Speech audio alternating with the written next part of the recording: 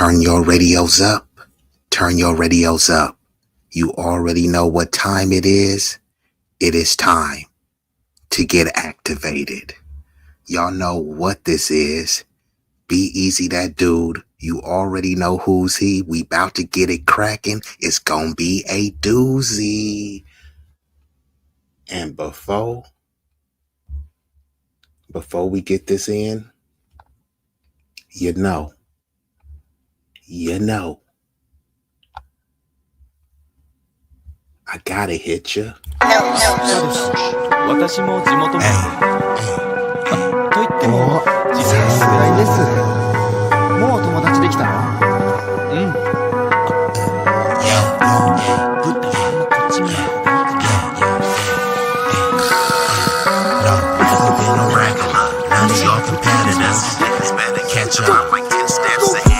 This promethazine got me leaning like a cholo in the club. I'm 20 deep. I don't be riding solo. Pull some bad bitches, they vanilla and cocoa. They wanna take some photos when we kick it out in Soho. Chicks are showing tits and popping pussy for my promo. Told them like juvenile, baby, move it for me slow-mo. Then I'm right back to the block, cause I keep getting modo. I be flipping, not shrinking. I don't give a fuck about no ho. This nigga name ain't D-Lo, but pimpin' these bitches and stacking this bread forever be my stilo. This is B-Eazy, that dude in the trap making pass smooth. If I ever go broke, then I'm about to pull a jack move. Since a nigga healthy, I don't even gotta worry. With my bitch from Fiji, eating tandoori and chicken curry. That ism is really indie. My pimp game international. I design my own clothes, so I be always looking fashionable. Here's a couple facts about me that y'all didn't know. Some of y'all be getting bread, but I be getting bigger, dawg. I got bigger guns and a whole lot of better.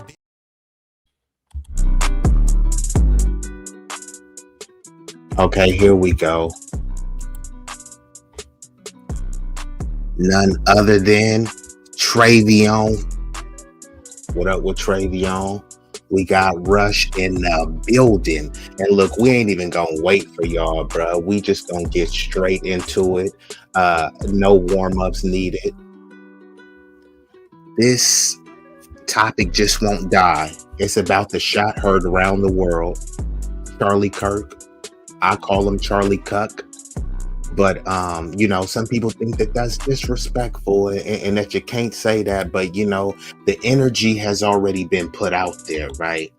I'm not the one to make fun, disrespect, celebrate, and praise the dead. But I also am not the one to mourn people that hated my people's guts.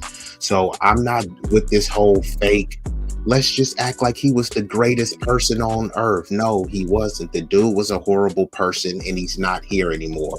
But let's talk about what happened in terms of the Senate. The Senate unanimously passed that October 14th is going to be the National Day of Remembrance for Charlie Kirk. Hold on, man. Let me pull up the graphic. This doesn't even seem real. So there's going to be a National Charlie Kirk Day? You got to be kidding me. What the heck has he ever done to warrant having a day? He's going around debating people? I mean, come on now. This is...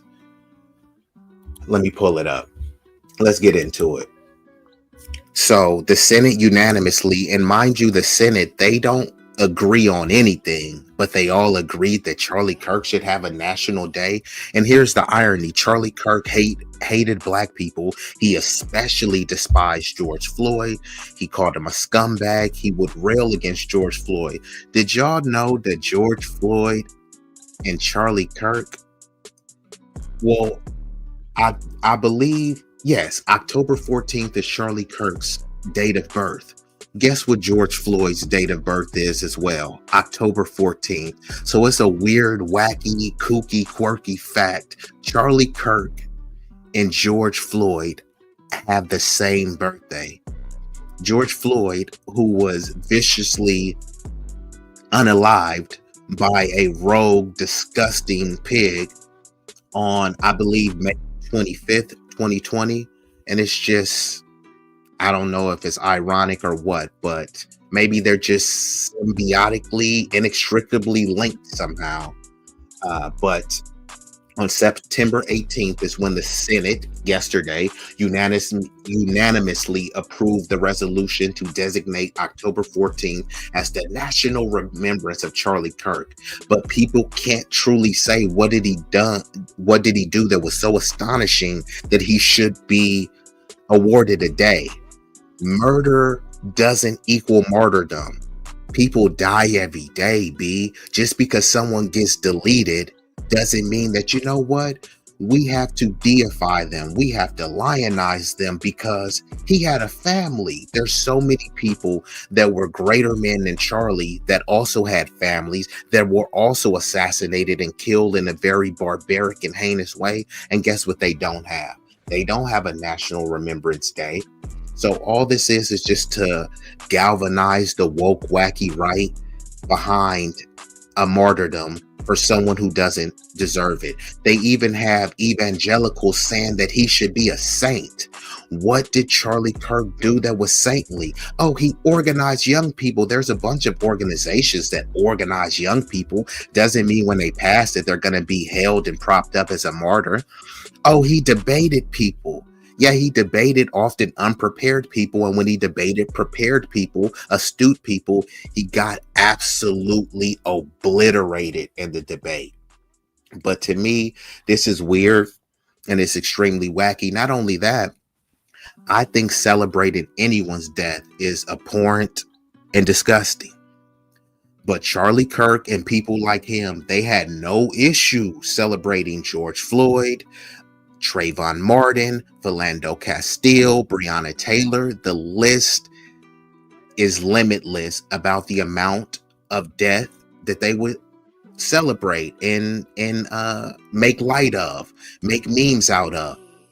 So we can on one hand say that that was acceptable because that was freedom of speech and freedom of expression, but somebody wants to mock Charlie Kirk's death, which I don't agree with, but it's not against the law. Now, you have the freedom of speech and expression, but you don't have the freedom of consequence. People are being fired and reprimanded because they choose to mock his death. Hey, you got to pay to play.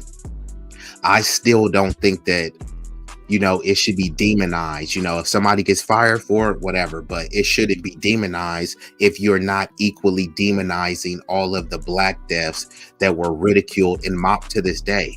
Emmett Till, a child, brutally killed by grown, bigoted adults. And even to this day, people still mock his death.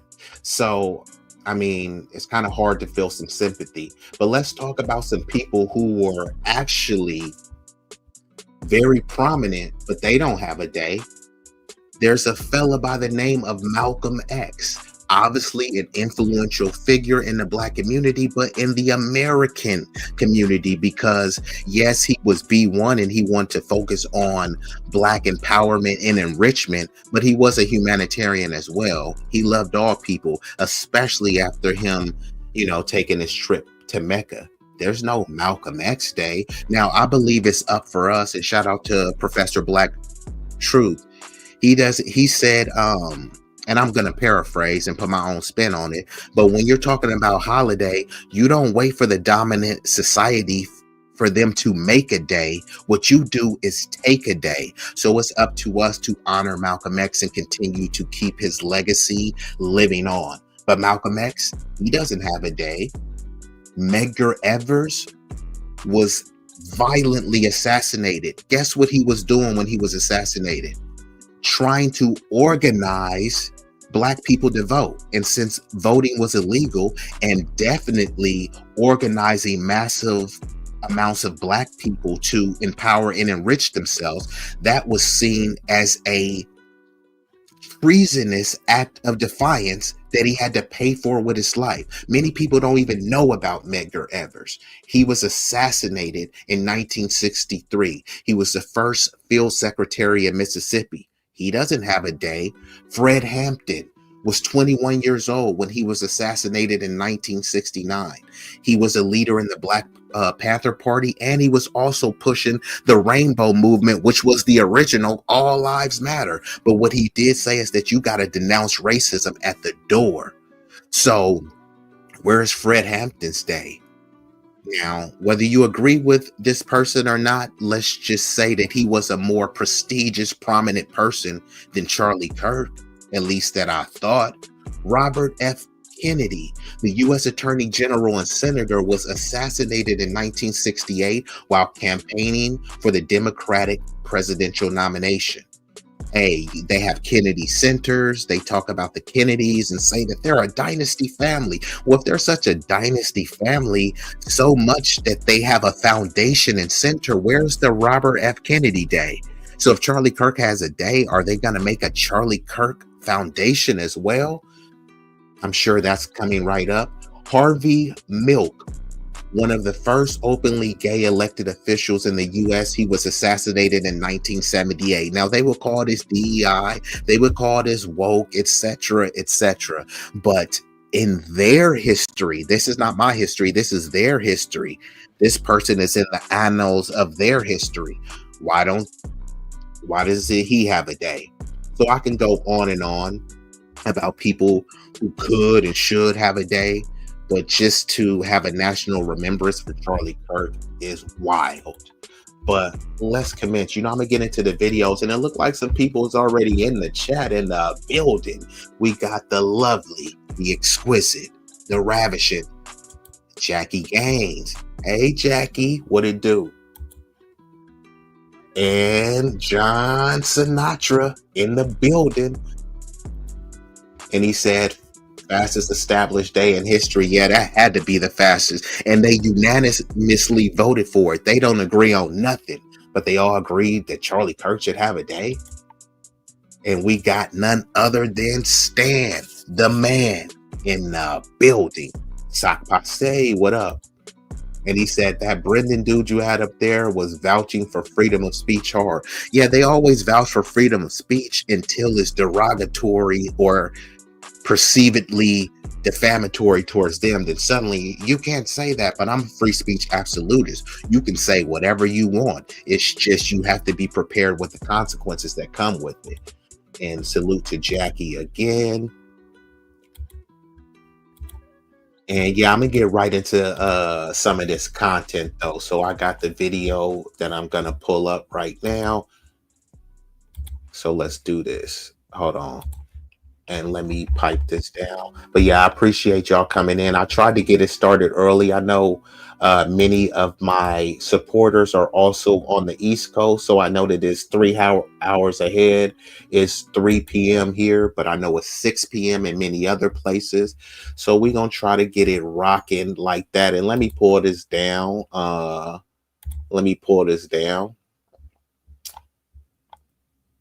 Hold up. Wait a minute. Bam, there we go. And let's get right into the video.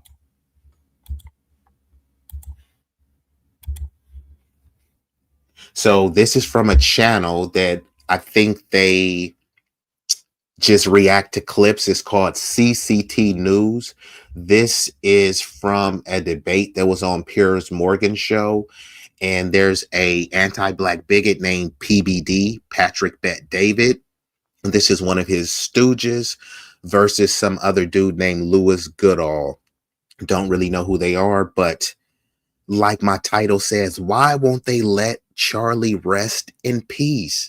He was murdered, but they want to make him a martyr. Let the man rest in peace. But no, they want to lionize him. They want to deify him. And that's okay. It's just once you do that, people are allowed to respond. People are allowed to have a retort to what you're saying. You can't just go around and start acting like this dude walked on water. You can say that, but people are going to challenge you. Let's get into the video. Where he's in magazines and girls want to marry him and want to be with him. No, you just have the president of the United States son. You just have the president of the United States son tweeting out a picture of a hammer, making fun of a guy who nearly got killed because of a right-wing maniac. Please do not tell me that somehow one side is more morally superior than the other. This is not. No. And just what we're talking about. Excuse me, sir. Now, this is the kind of moment that exposes everything wrong with MAGA politics in real time. In the clip you're about to see, Lewis Goodall calmly lays out facts, actual evidence backed by government statistics, And what happens?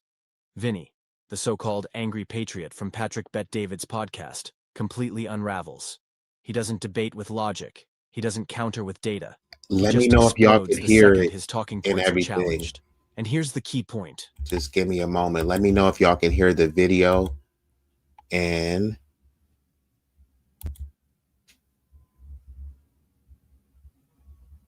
salute to John, says run it back the whole episode. Hey, I might.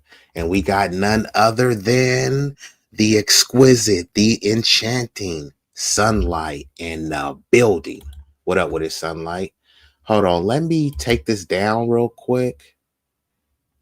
And then let me add this back. Hold on. Just give me one moment. All right. Could y'all hear the video? Just let me know. Okay, cool. She says she can hear it. All right, let me go back. It's not because the left is being unfair. It's because the right's narrative can't survive without distortion. The minute you shine a light on the lies, I'm sandwiched between the two generations. I'm helping to give caregiver responsibilities to my dad and then my son. they melt down. That's exactly what's about to unfold. And trust me, this meltdown tells us a lot more than Vinny wanted it to. Before we dive into the full story, comment where you're watching from, and don't forget to like and subscribe so you don't miss the next one. To have you back on our sense, and I'm sorry it's in such awful circumstances that we're talking on this Friday. But your response to what Lewis Goodall's just said, that this is a problem on all sides, that political violence has been ratcheting up and that there's a collective issue that needs to be dealt with. Well, Piers, thank you for having me, and hello to everybody on the panel. Piers, I'm sorry, but trying to compare a photo of a Pelosi hammer for a Halloween thing to somebody getting shot in the neck in front of his family at a campus is unbelievable. The fact that you're trying to make the two comparison is absurd, okay? And if we want to, since you're on the left and you have those beliefs, give me something that the left is positive about. Because from what we're seeing, they're pro-abortion, they're pro-celebrating assassination, they're pro-open border. Give me something positive that the left is running on. Because at the end of the day, they're at the Democrats' 35-year low approval rating. And Piers, I have to go a little bit deeper. I have to go, this isn't about left, this isn't about right. Charlie was a proponent. He was a Christian praising Jesus Christ everywhere that he went. And I think that's... Stop lying. First of all, let me know, because my StreamYard is tweaking a little bit, so I may have to change the layout. So just let me know if y'all can see the video, because I think I have it on my solo layout. I might have to change a couple things, but let me just actually, hold on. Let me stop this real quick and let me change the layout. Just uno momento.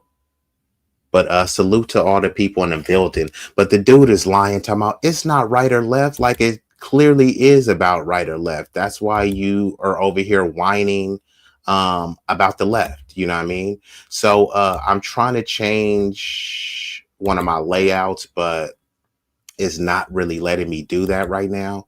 So let me try to bring the video back up. StreamYard is kind of tweaking right now, but salute to all of y'all in the building. Let me see. There it goes. Let me just change this.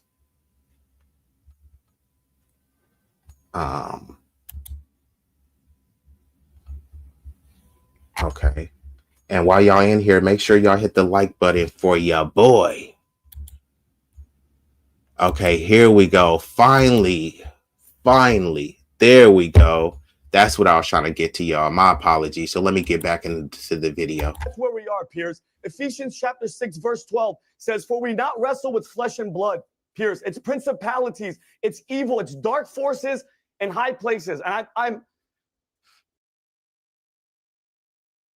See, this is where it gets pathetic. Why are these people always trying to Bible thumb? He's talking about evil in dark places, but he won't call out the evil. This dude is always bootlicking for Israel. He won't call out the evil over there, where they literally have an active genocide campaign.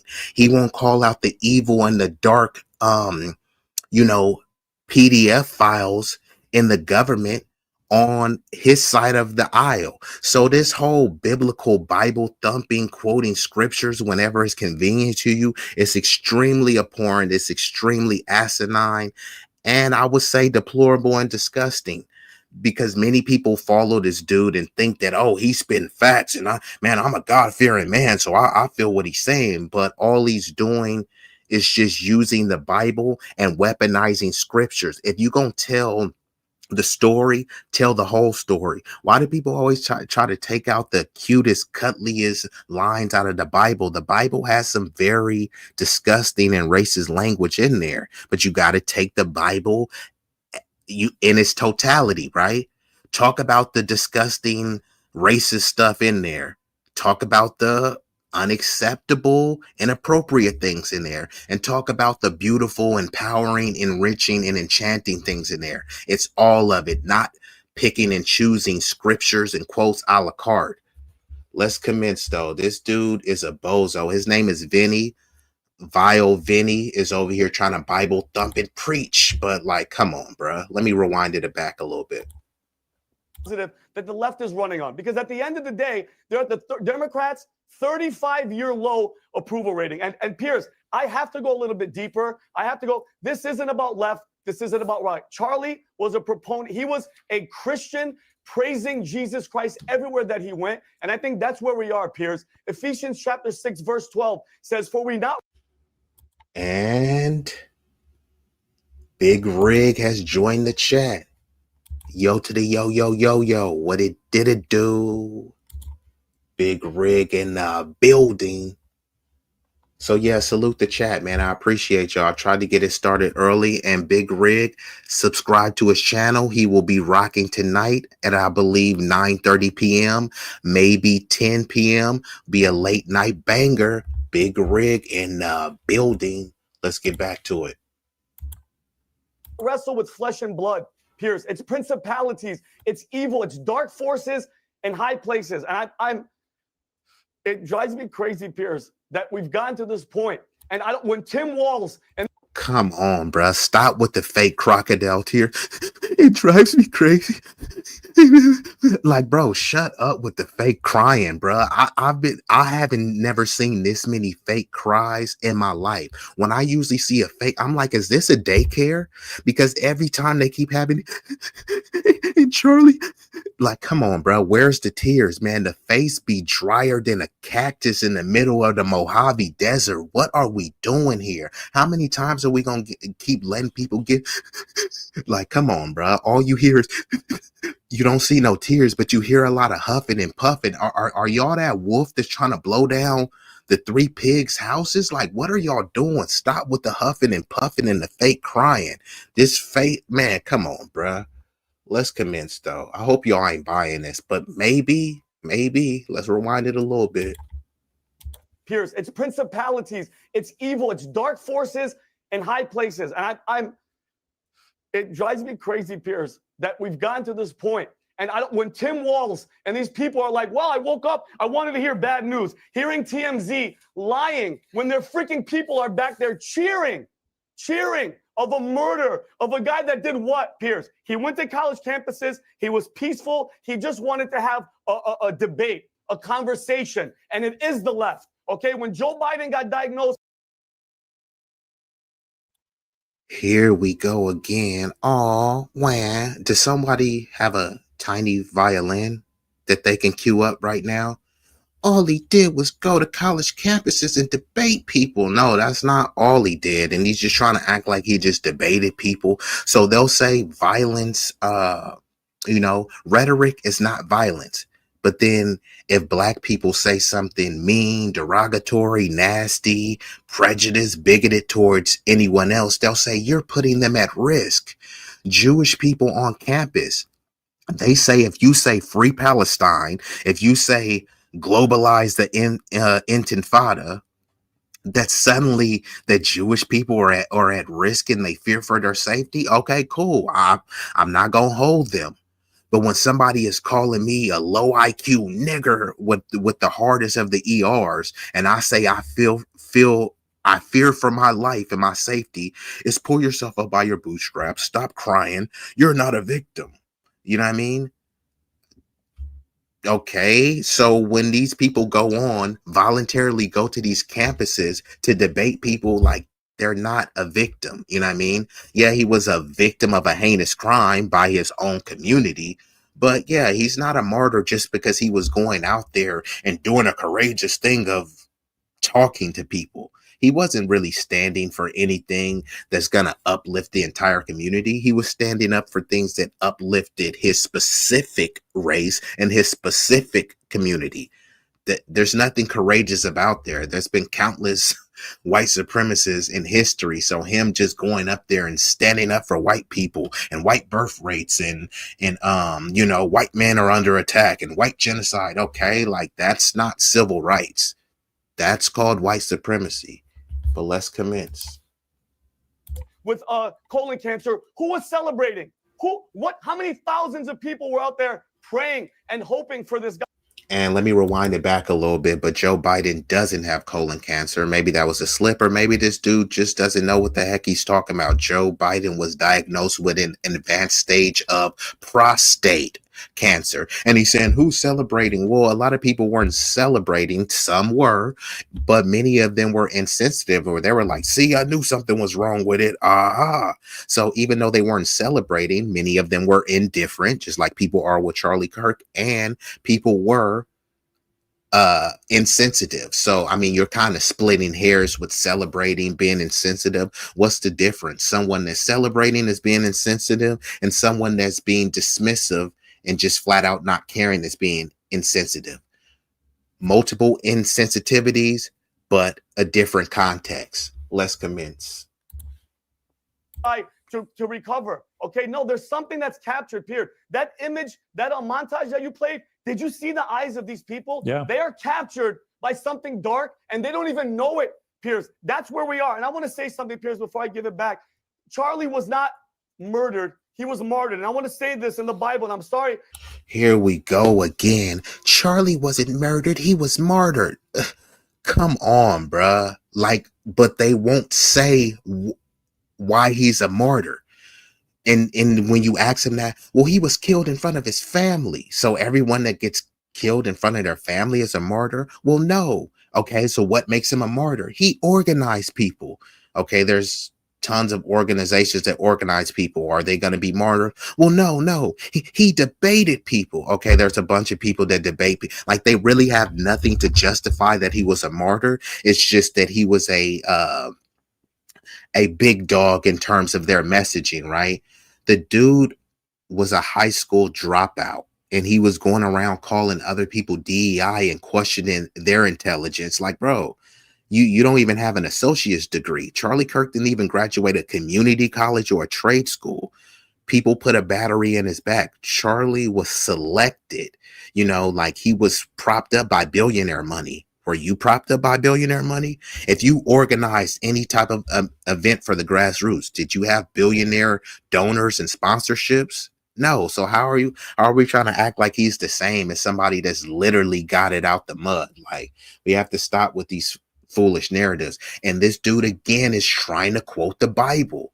What if you're atheist? That Bible talk ain't gonna really hit the same.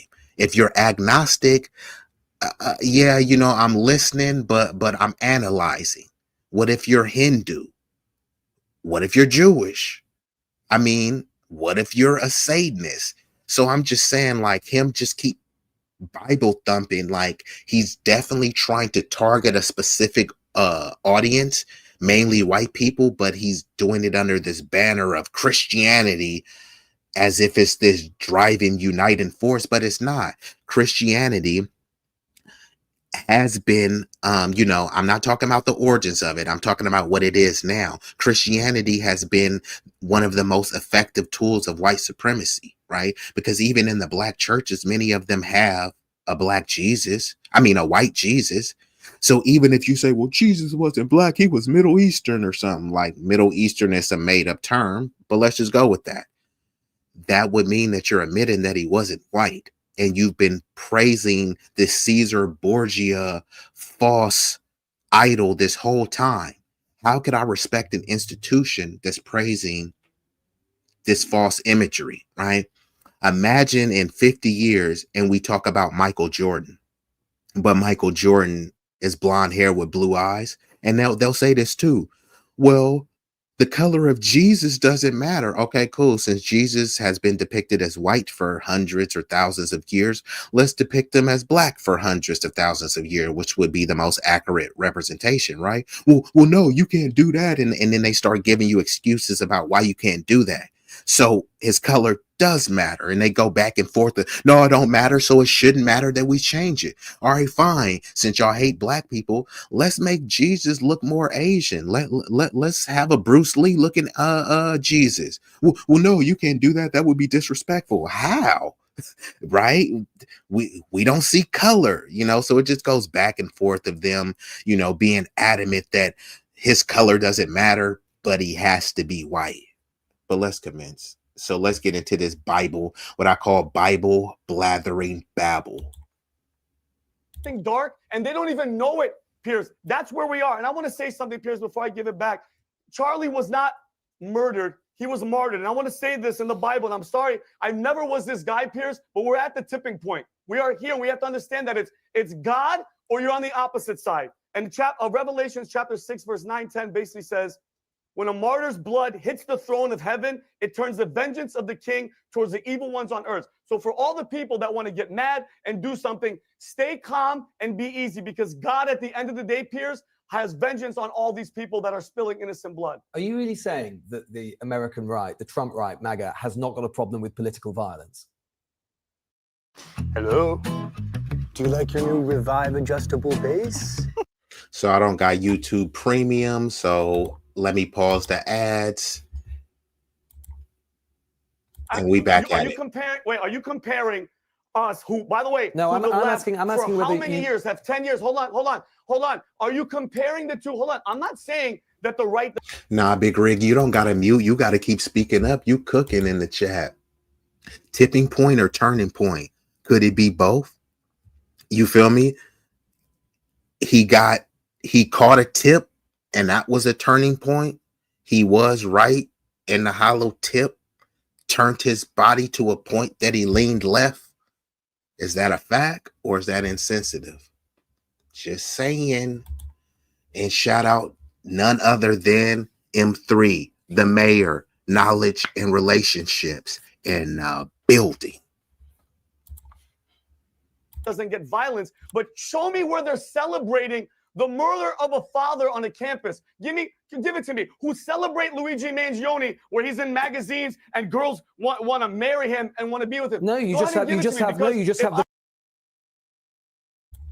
Bro keeps bringing up Luigi Mangione. I don't know if y'all know who Luigi Mangione is. He is a dude that was accused of allegedly assassinating one of these healthcare CEOs, a healthcare CEO who was known for denying coverage and, running up premiums, basically, denying people healthcare so that he can make an extra buck. Luigi Mangione had allegedly assassinated him, and Luigi Mangione, according to the ladies, is a strapping young lad. So the ladies is like, oh, Luigi look kind of hot. Luigi could get the business, right? So the dude keeps bringing him up because he's saying, well, these women were after him and women thought he was hot and all this other type of stuff. Yeah, why do good girls like bad guys, right? Look at the Mansons and many of those serial killers had a cult-like following of women, of writing them letters that wanted to have babies with them. So this is nothing new. The dude is acting confused into history. Oh, these women, they want to get with Luigi Mangione. I'm not even sure that he did it. So I'm just going to say alleged. They haven't definitively proved that he did it. So he's innocent until proven guilty. So technically he's just accused and he's an innocent man, but he keeps bringing him up that, oh, these chicks want to bang this dude. Yeah, chicks like killers. I mean, what, you thought it was only black chicks? And this is not all chicks, but some chicks do like killers. Why do you think you be hearing these dweebs and incels complain that they got passed over, but Pookie, who probably got like 3 or 4 bodies, Pookie is knocking him down. Pookie ain't complaining about having a woman problem, right? He has a law problem. He has a maturity problem, a responsibility problem, but he doesn't have a coochie problem. He is getting coochie left and right. He's up to his ears in coochie, right? So I'm just saying, man, you know, maybe this dude should take a page out of Luigi Mangione book and try to have a little bit more masculinity, because you're sounding extremely effeminate, whining about what other women desire. If women want a thugged out killer that's gonna be locked up for 50 years, then that just means that there's more women that don't want that for you to choose from. Why are you gonna focus on what you don't want? So this dude is just a Bible babbling bozo. Let's get back to the video.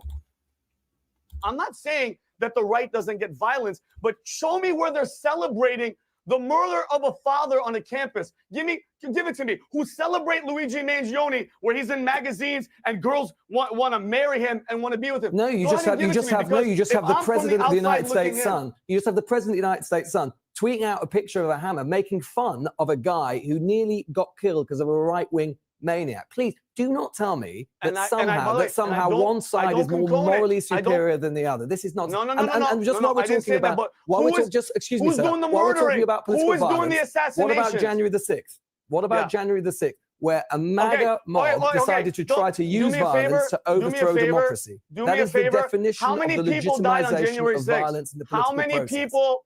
Excuse me, since you're such an American historian, how many people died on January 6th? One, Ashley Babbitt, a fellow United States Air Force, excuse me.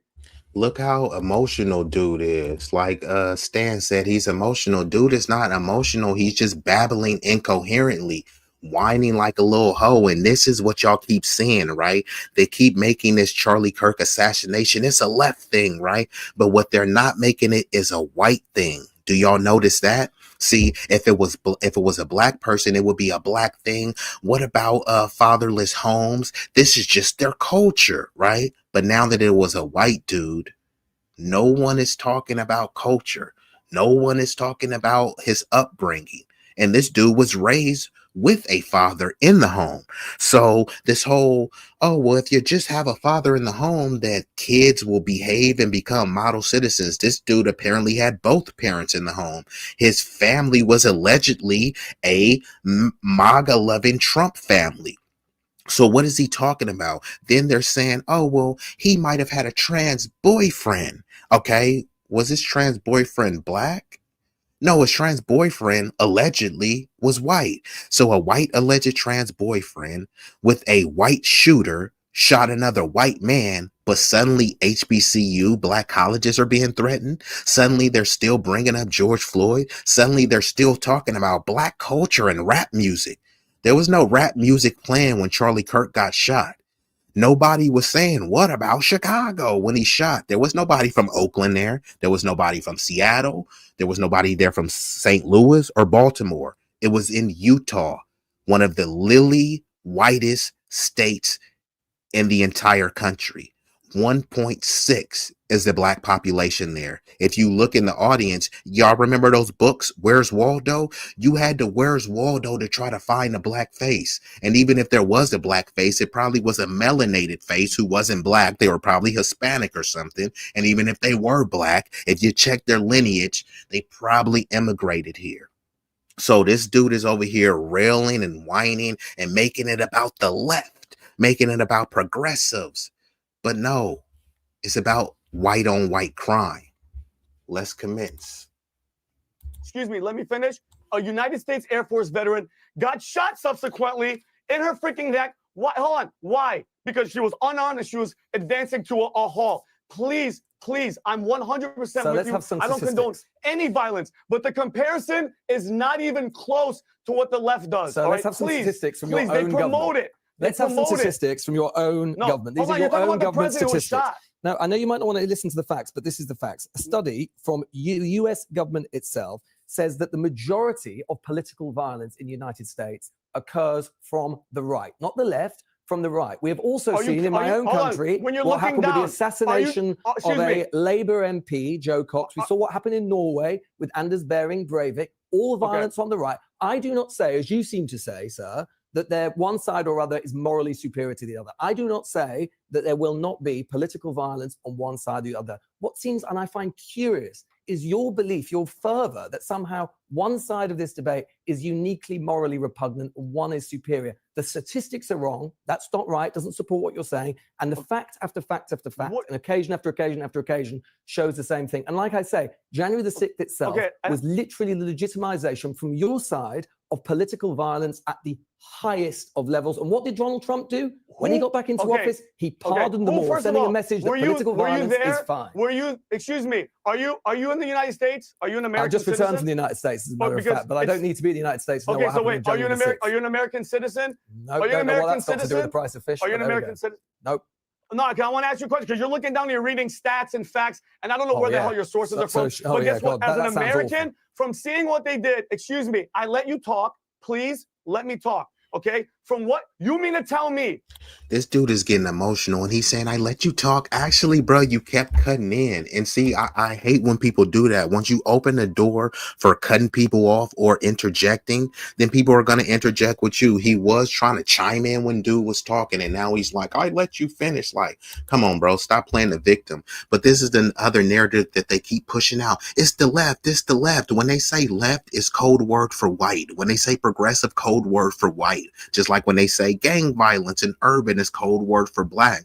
But see, with us, they have no issue saying black. But when it comes to them, they have an issue saying white. But let's just talk about the right. Most of the political violence has been on the right. I see them as two wings on the same bird, two fangs on the same viper, two cheeks on the same booty. So research, and this is not my research, you can look it up, whether it's The Conversation, Time, PBS, ADL, who is a anti-black organization, but also the University of Maryland. I'm just citing my sources. I can give y'all more sources, but don't have to take my word for it. Look it up. So it says that between 1994 and 2020, right-wing terrorists were responsible for 57% of the terrorist attacks in the United States. Now, I've seen that number higher, so this is the lowest possible respectable number that could be given, while the left-wing terrorists have accounted for only 25%, and I'm saying only loosely. And this has been political assassinations. This has been kidnapping attempts. So there has been a lot of violence on the right. So when people are trying to act like, oh, this is just a left thing, and when you start looking at the political violence and say, hey, what race were those people? Then they say, well, why do you got to make it about race? Well, y'all try to make everything else about race until we start asking about serial killers and political violence. Then suddenly they want to talk about Chicago. But let's get back into the video. We only got a little bit more left, and I'm going to go back into an extreme doozy. My boy, Amazing Lucas, went on Piers Morgan and was slaying people. Got him triggered. What the left, your darling left, has done to the Republican Party and Donald Trump alone for 10 years, the calling for violence, the Hitler, like Batya said, all the negative rhetoric, hold on, to the impeachments, to shooting him in the head. And him saying, I want peaceful protesting, and then the FBI informants, all the confidential human resources inside the freaking car on January 6th, that's a whole different argument, debate that you don't want to get into. But as an American who lives in America and is a veteran, we see what's happening. I don't care about your ChatGPT stats. The left don't is care about the facts. party that is inciting the violence and call. Oh, that was the right timing because it's about to come up on a commercial. But he said, I don't care about your ChatGPT stats. Okay, cool. ChatGPT is smarter than him, so that's really not an insult. But if this dude has ChatGPT stats, what kind of stats does Vile Vinny have? We just watched tells you everything you need to know about the modern right. Well, this dude is giving his commentary, so sorry, bro. Don't really need to hear what you got to say. I'm going to pull up the next video. But while I'm doing that, yeah, I don't know if that's an own where people be like, that was a ChatGPT answer. Bro, ChatGPT is smarter than you. So I don't know why you were trying to make that as a dig. And I'll say, okay, cool. Since my ChatGPT information, since you're rejecting that, why won't you give me the information from your own recognizance, from your own recollection. So you don't have any information or any facts to retort what I'm saying. So you have to just resort to this kind of whiny rhetoric. And that's all he was doing, was just whining left and right. So I'm going to go to this Piers Morgan debate. This is Piers Morgan. He had a lot of people on there. He had Megan the Bigot Kelly on there. He had Nancy Mace on there, Jeffree Star, Amazing Lucas, Riley Gaines, Jillian Michaels, and some other dude. I can't remember his name. I'm going to fast forward a little bit into it. Oh, some dude named Ben Shapiro. So I'm going to fast forward after Megan's bigoted Kelly's part and get right into it. And I may have to pause it here and there because Piers Morgan is always trying to get his money. So he does have a lot of advertisements. But let's get right into that video. And this one is definitely gonna be a doozy. Okay, every time I keep trying to add it, it just keeps kind of messing with my layout. So just give me one moment. Okay, and just tell me if y'all have any issues seeing that. In the chat, let me know if y'all have any issues seeing or hearing the video. To start the process, request a free information kit now. Just text PIERS, P-I-E-R-S, to 989898. Make right now your first time to buy gold and take advantage of a rebate of up to $10,000 when you buy before the end of terrified by what happened to Charlie Kirk. Absolutely. I was on the air, Pierce, when it all happened. I got emotional. The first thing I thought about were his kids and his family. This is not only bad for Charlie Kirk, obviously, and bad for his family. It's bad for America. And I also feel for everybody that was traumatized, that was there that day, that had to see that. Now, with that being said, of course, I didn't agree with basically anything that Charlie Kirk stands for. But with that being said, anybody that's celebrating his death, I think that's despicable and it's disgusting. And I've called that out, and I've been very consistent on my opinions since day one. If there's one thing that me and Charlie Kirk certainly agreed on, it's civil discourse and having political debate. I enjoy doing this show, Pierce, and I enjoy having respectful discussions with people that I disagree with. So this is a horrible, horrible situation. We could never condone political violence, no matter what side of the aisle it comes from. Why have so many people on the far left, the woke left, been so brazen in their gleeful celebration of what happened to Charlie Kirk? Well, my response to that, number one, is I'm not on the far left, so I certainly don't speak for them, but there's people. Even that question in itself is super disingenuous because he never phrases these type of questions to the right. Why are the right so happy talking about black people in a disparaging way? Why is the right so happy sharing George Floyd memes? He will never ask them that, but he's asking this dude who said he's not on the far left. I don't know if he's on the left at all, but he said he's not on the far left. However, Piers Morgan is asking him to speak for the entire far left. So once again, if I say, hey man, Dylan Roof, a disgusting white supremacist who went in, targeted black people and killed 9 of them, you know, why don't white men speak out more about that, right? Because people were celebrating, and after he did that, they went and took him to get Burger King, you know? So, but Piers Morgan would never frame those type of questions as it pertains to white violence and white, you know, harm towards black people. But with Charlie Kirk and a white on white crime, he's trying to once again frame it towards the left. The majority of people on the left are white, but he won't talk about that. So they like using these nebulous terms: left, progressive, the woke left. What's the difference between the woke left and the regular left? What's the difference between the woke right and the regular right? So these terms are just thrown out there, not meant to be challenged. They're just thrown to be put out there. So you normalize, and then you start using the term and start demonizing and bashing woke, but you don't even know why. Always ask this, and it shuts people up every time. What is the opposite of woke? Being sleep, right? When people are being very sheepish, what do you say? See, you're asleep. Being woke is just being alert and being aware. Somebody talking about trans and drag show book readings, that has nothing to do with woke.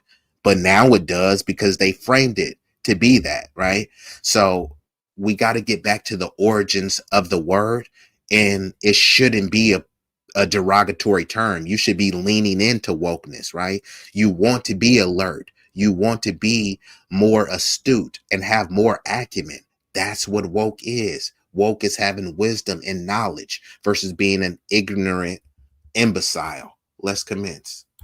People on both sides of the aisle. I know Republicans don't want to hear that, but there are crazy lunatics on both sides of the aisle that celebrate really horrible things that happen to people in America. I don't agree with them. And if you're on the far left or the far right and you celebrate anybody getting murdered, then there's something wrong with you. And I don't feel bad for any of those people that were fired for celebrating his death. I think it's disgusting. Now, if you're just talking about him and saying, well, he wasn't a good guy, here's why I didn't like him, here are some of his quotes that he said in the past, I don't think you should be fired for that. I think there's a way to call out political violence and say Charlie Kirk didn't deserve this. I feel for his family, but I didn't like Charlie Kirk and I didn't like what he stood for. I think you could make both points respectfully.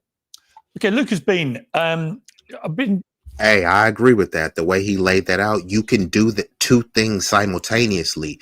Charlie Kirk was an anti-black, bigoted bozo. He was a very hateful man towards my community and my lineage. I'm sure he probably was a loving, caring, warm-hearted, kind father to his children and his community.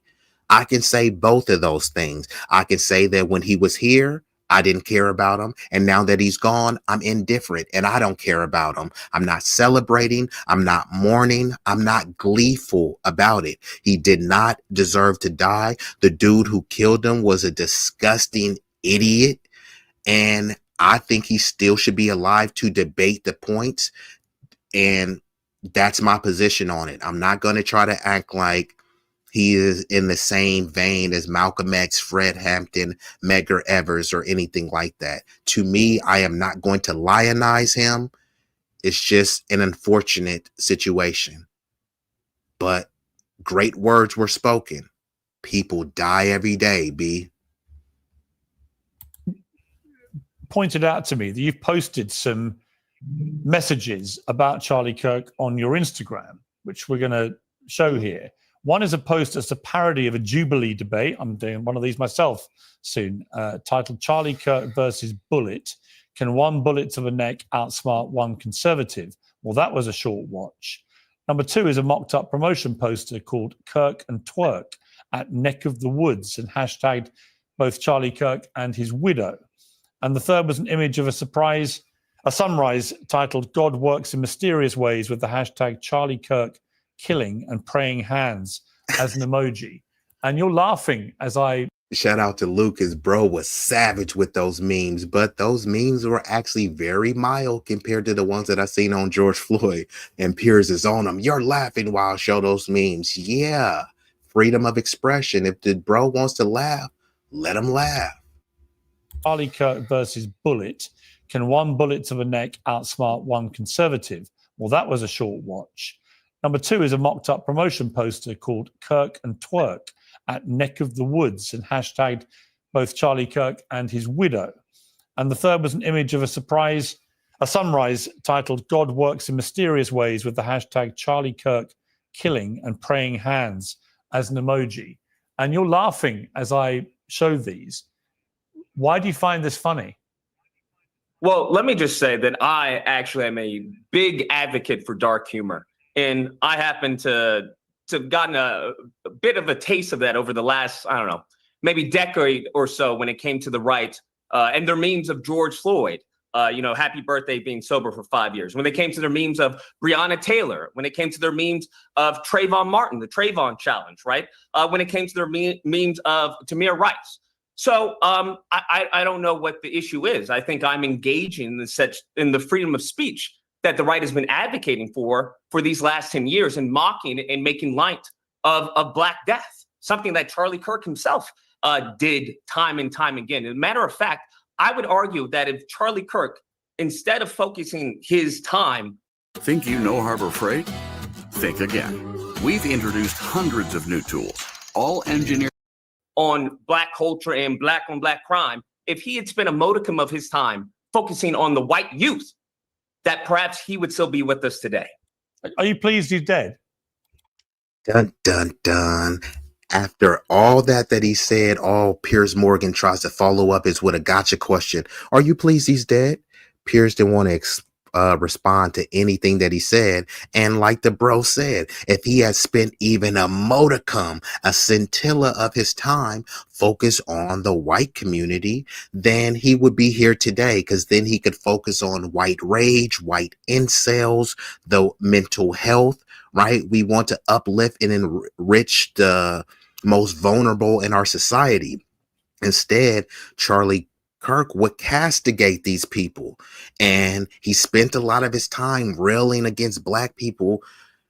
When he goes to events, there's barely black people around. When he lives in a neighborhood, there's no black people around. He works for companies where the only black people around are token Sambos that are deployed like little Sambo soldiers or minions to downplay white supremacy and to say, what white privilege? There's no white privilege because Charlie Kirk hired me. You know what I mean? Yeah, he is talking about low IQs, but not me. You know, he's talking about y'all. Like, come on, bruh. So Lucas is already just delivering some body blows that Piers and these panelists ain't gonna be able to contend with. And he's asking, are you glad that he's dead? Why are you even asking that? Because this is a gotcha question to say. So if he says yes, then it's gonna say see, and this is gonna be a depiction of the entire black community.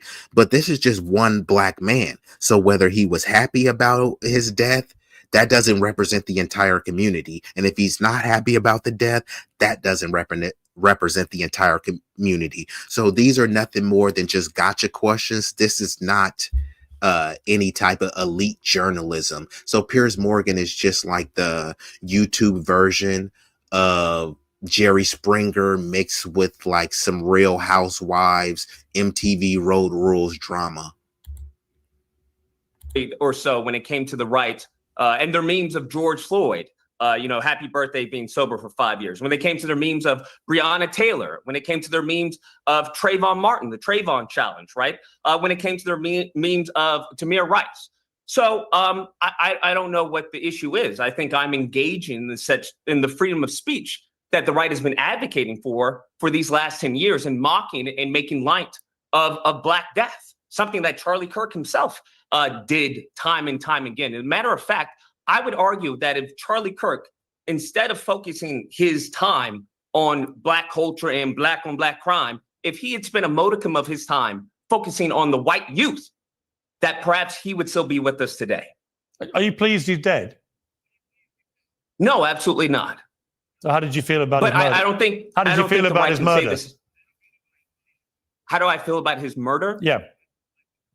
Well, I think a quote by a great author sums up the sentiment of millions of Americans around the world. And that is, some cause happiness wherever they go, others when they go. And I think that's a sentiment that is palpable amongst many Americans around the world due to the hate and vitriol and bile that Charlie Kirk sowed. So I think there was a pastor just to be clear, unless I misheard you, then you are happy he died. No, I don't think as far as happiness is an emotion that you literally just read me a quote which implies you're happy. You talked about some people's death bring happiness. The purpose of the quote was to say that there are some people who have caused harm and death and turmoil to other groups of people, such as Charlie. And what is this obsession with people want to know where Black people are happy or not? Are you happy that he's gone? Are you happy? Are you happy? And then I'll say, nah, I'm indifferent. Well, you must be happy. No, I don't care. That means you're happy. No, I don't give a fudge brownie about Charlie Kirk.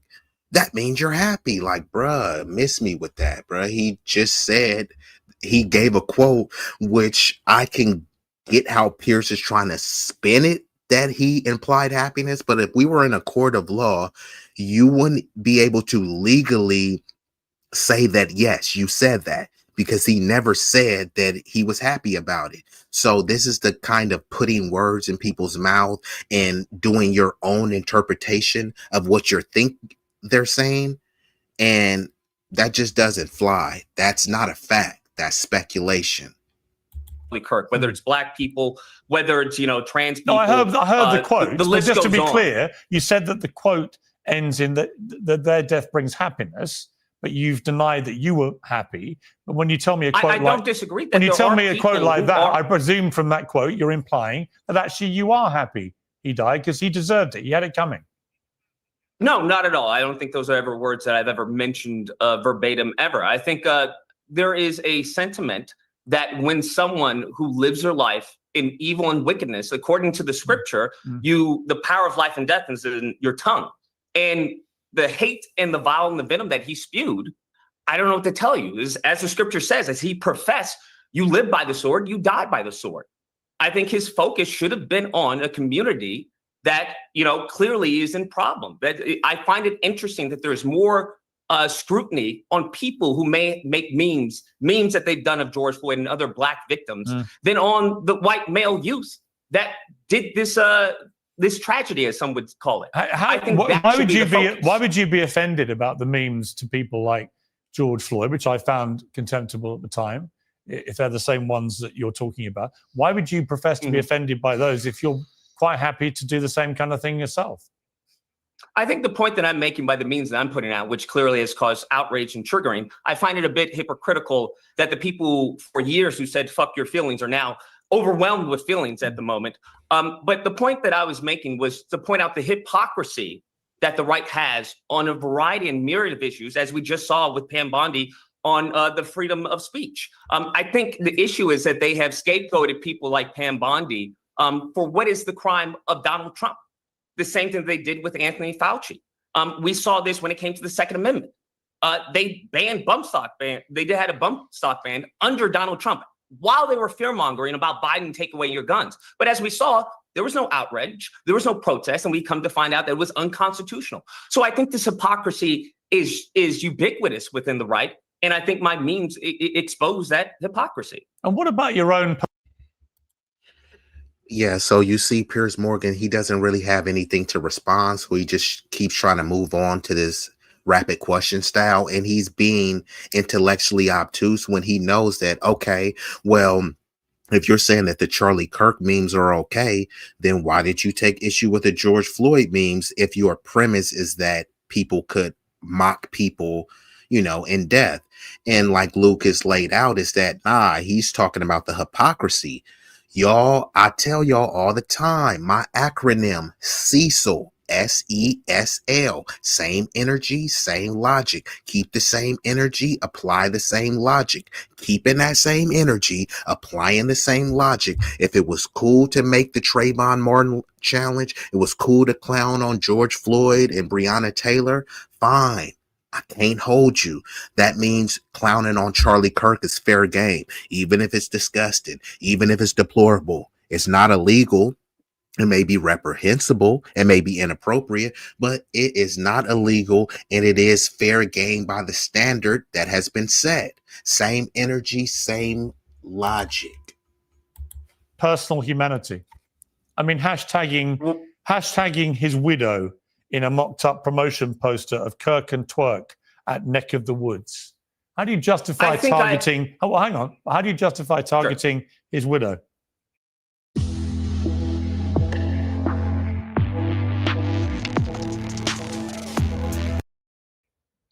I think that's a bit disingenuous to use such hyperbolic language as targeting. I think it's more of a strategic plan of attack to get the message out to more people. When we saw Erica Kirk, she had a moment to speak for unity within the country, left and right, and she chose to fundraise. She then chose to use the scripture and talk, very nicely of her, past husband. And I understand that. But by that same token, there are people who were absolutely harmed by the rhetoric that Charlie Kirk put out. And that rhetoric actually codified in many cases in many states. So I think it's abhorrent and actually perverse to expect people who are harmed by his rhetoric, harmed by someone who had anti-black, anyone who wasn't white and Christian in his perspective. I think it's perverse to try and criticize those people or try and make them seem as if they're the bad guys when that's but Steve, funny enough, I can look at what you've done and I can see somebody who is abhorrent and despicable and actually evil. Actually, the stuff when you target someone. Come on. And here Piers Morgan goes with this. Could someone cue the tiny violin, please? So Piers Morgan is willing to call Lucas evil because he shared memes of Charlie Kirk while Charlie Kirk was assassinated. But he wouldn't call Charlie Kirk evil when Charlie Kirk was pushing lies about George Floyd's death. He shared George Floyd's meme. He said vile, anti-black, bigoted things. That's not evil. But Lucas sharing some memes is evil? How could y'all take these people serious, bruh? And then he's acting like, oh my God, it was so offensive. He has a family and you tagged his family in it. And Lucas made the point, look, his wife could have stayed out of the spotlight. His wife could have been grieving. There's already people that are sending her emotional support, financial support. But what does she do? She goes out into the political fire. They say politics is a blood sport. So she gets in the middle of the ring. And yeah, I mean, what do you think is going to happen?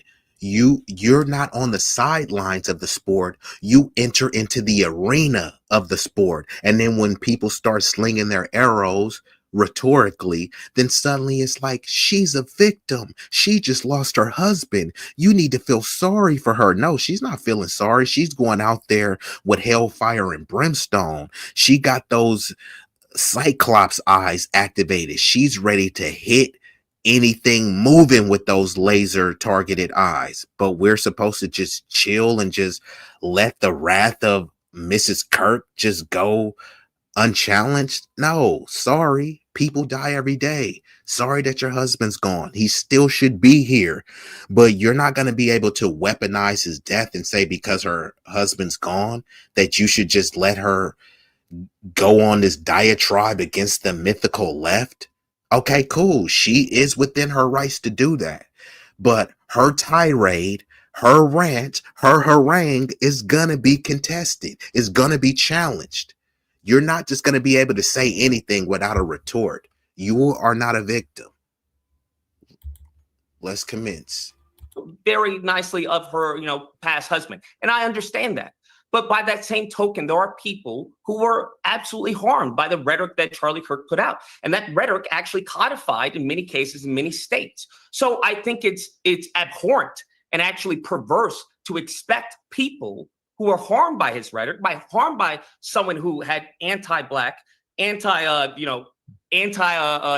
who wasn't white and Christian in his perspective. I think it's perverse to try and criticize those people or try and make them seem as if they're the bad guys when that's but you see, not funny the enough, case. I can look at what you've done and I can see somebody who is abhorrent and despicable and actually evil. Actually, the stuff when you target someone's widow as she grieves. Once again, I disagree with the word targeting. No. I'm talking about me. I'm talking about me personally. My view of what you've done. I don't care about your motivation in terms of other people's inappropriate memes, many of which I may well agree with you about. But that doesn't mean that I then go and do it myself or worse, because that makes me even. I understand. That makes me even more. They'll always do this. Oh, many of them I agree with you about. Won't you name one that you agree with about? Right? Because they'll try to say stuff like, well, I didn't agree with everything that Charlie said. Okay, tell me one or two things that you didn't agree with them on. But then they never do that. More inhuman and abhorrent, and by your definition, I disagree. I think there's evil. a point, I know you disagree. I'm just telling you. When it comes to Republicans, when it comes to conservatives, I know. Hang on. They have to see. I've let you have your say. I think I'm a mirror. I've let you have your what say. They have shown. I'll let you have your say. If they don't like what they see, telling you, they should actually detour. Fine. I'm using your own justification to tell you what I think of you and what you've done. Right? That's my free speech at work. Let me bring in Gillian Michaels. Agree. I mean, Gillian, look. I saw Brian there nodding to some of what he was hearing there, not all, to be clear, but nodding to some of it about the hypocrisy which Lucas claims he is exposing with this stuff.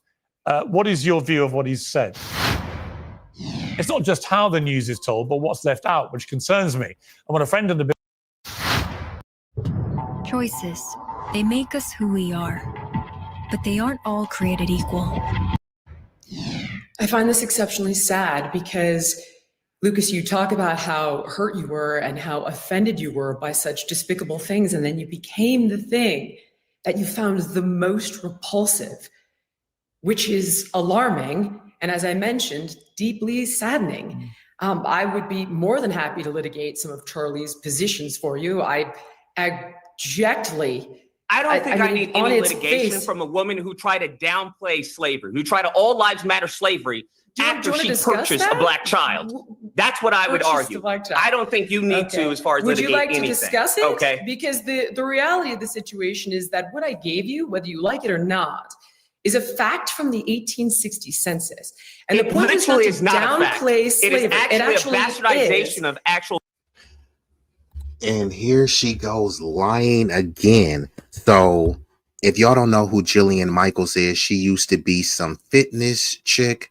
I guess she's a lesbian chick. Not that that has anything to do with anything, just laying it out.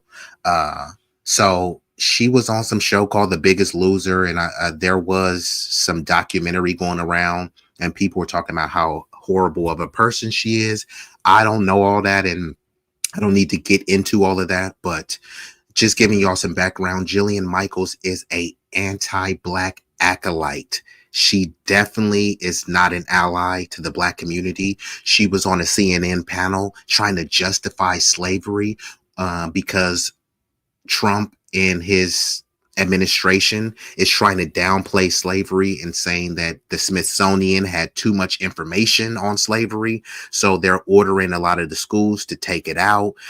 They're calling slaves involuntary migrants. So, you know, this is the whole African-American term where they're trying to make us comparable to immigrants. That's why they love to say we're a nation of immigrants and it was built by immigrants, which is a very vile and disgusting lie. I won't even get into that aspect right now. But she said, I cited a fact from the 1860 census, and no one has to take my word for it. You can look this up. You can Google it. If you don't like Google, there's Yahoo, there's Bing, there's Microsoft Copilot. You can use Grok. You can use ChatGPT. You can use Google Gemini. You can use DeepSeek. Please do not take my word for it, or don't take Jillian Michaels' word for it. Do your own research and look this up. She is saying in 1860, only 2% of white people own slaves. That's not true, but hold on. Let's just concede the point and say that it is true. Even if 2% own slaves, the people that didn't own slaves co-signed it. The people that didn't own slaves were okay with it. So imagine we're in a room. It's 50 people. Out of that 50 people, 2% of them are molesting children, right? But the other people are just sitting there looking, watching, not saying anything, twiddling their thumbs. Technically, they didn't molest any children, but they sat there while it was going on. They did nothing to stop it, and they benefited from it. Those people that were molesting children may have gave them some gifts, some trinkets or something where they turned the blind eye. Would people try to say, hey, you didn't molest any children, you're innocent? No, people will say, no, all of y'all are guilty and all of y'all need to burn in hell. Now let's put that to slavery. Only 2% own slaves. The other whites who were just okay with it, they didn't own any slaves, so you can't blame them. Always think of it like this, where people say, well, I never owned any slaves. Think of it in this way. I never drove a Lamborghini. Yeah, because you can't afford a Lamborghini. If you were given the resources or someone gifted you a Lamborghini, you would have driven it. So the same thing, I never owned slaves. Yeah, because you couldn't afford it. If you were able to afford it, you would have owned the slave. And then you would have said, well, slavery was common back then. So don't let people get off with that excuse. But this is according to census data, the census data that she was lying, so the population of slave owners was significantly higher in the South as well. So what they try to do is lump in the entire white population, even people that wasn't white, because this chick is Assyrian. Syrians weren't considered white until like 1915 or something like that, right? Even just like Italians, they weren't considered white. So she's trying to lump into this entire white population and say only 2% of them own slaves. But y'all check this, right? In 1860, on the eve of the Civil War, about 25 to 30% of Southern families, white Southern families, owned slaves. You know what I mean? So when people are trying to say, oh, it was 2% or 4%, they try to use the whole total US population because, yes, it was a small percentage of slave owners, but that's just like now. The Elon Musk, Jeff Bezos, yeah, it's a small percentage of those white men that have these exorbitant amounts of money. But don't the proletariat, don't the poor, snaggletooth, redneck, hillbilly whites, don't they get on board with what Elon Musk is saying? Elon Musk don't give a flip about poor whites, poor blacks, poor anyone, but poor whites, because they want to uphold the banner of whiteness. They will side with Elon Musk when he gets sued for having anti-black practices at his Tesla factories. They'll still side with him and say, you guys are just being woke and complaining. And guess who should be against slavery the most? Poor whites. If they have a black slave, why do they need to hire a poor white? Right? So the reason why a bunch of poor whites were snag-a-tooth peasants who didn't have any money, because you were upholding the system of slavery. So what did they do? They put a premium on whiteness so that the whites became overseers of the slaves. And even though they was poor, they had the privilege of whiteness, and the slaves would get treated like crap. The whites would be getting treated like craps, but they were told and convinced that, yeah, because you have white skin, both of y'all belong in a pigsty, but you get to shower because you're white. They're treating both of y'all, in a denigrating way.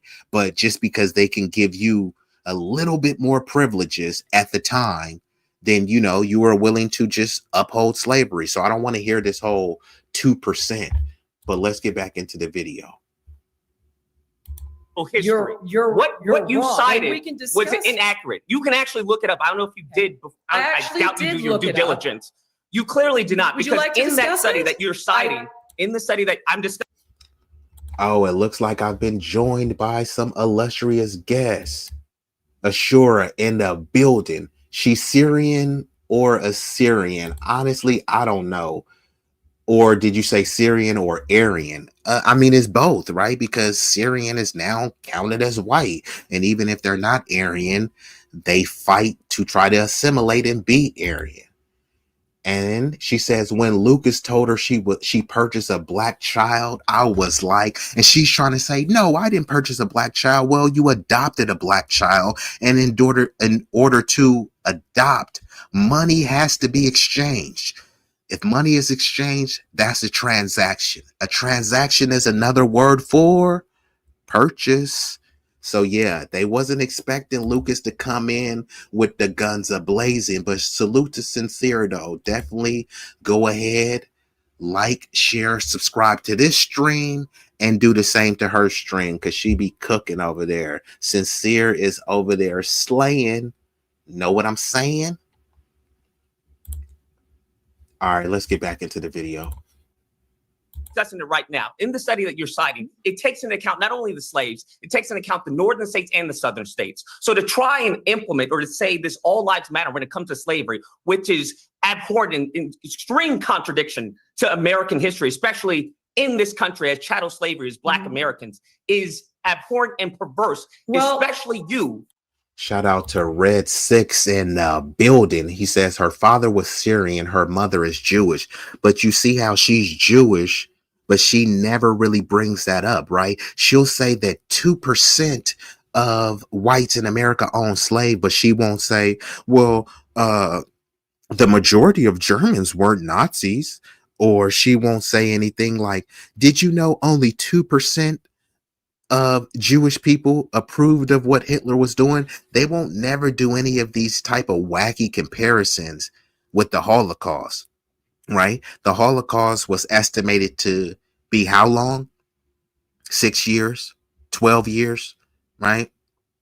How long was slavery in the U.S., American U.S. chattel slavery? Hundreds of years. How long was Jim Crow? Hundreds of years. And even when they gave us the air quote civil rights, those were benefits that went to everyone else. Yes, we got the crumbs of the benefits, but that was supposed to be specific targeted redress that went to people like Jillian Michaels, right? Jewish people became minorities. Her white Syrian identity became a minority as well. So all of this stuff she's railing against, her family benefited from. But like I said, she's Jewish, but she spends a whole lot of time talking about black people and slavery. But she won't ever talk about the genocide going on. And when she does, she's siding with Israel. She acts like she's just a open book that just wants to talk, but she's very disgusting and has these bigoted views. Not only that she's a lesbian. So what exactly is she raising this black girl to think? Is she raising her to believe in a nuclear family? Is she raising her to say that, hey, this lesbian lifestyle is going to be the lifestyle for you? Not only that, when they adopt, there's so many black children out here that you can adopt. Why do these people always want to go to the Caribbean and Africa to adopt these children? No one finds that weird. These people don't give a fudge brownie about the black people here, but they care about a black girl in the Caribbean. They care about a black girl in Africa. They'll talk about black schools are failing. All right, cool. How are you going to fix the black American schools failing? I'm going to go build a school in Africa. Does that make any sense to you? Hey, this person needs a surgery. How are you going to repair that? Oh, I'm going to give his neighbor surgery. Come on, man. This stuff doesn't make any sense. Let's commence. Who is the mother of a black argue. I don't think you need to, as far as would you like anything. to discuss it? Okay. Because the reality of the situation is that what I gave you, whether you like it or not, is a fact from the 1860 census. And the point literally is not to downplay slavery. It is actually a bastardization of actual history. What you cited was inaccurate. You can actually look it up. I don't know if you did. I doubt you do your due diligence.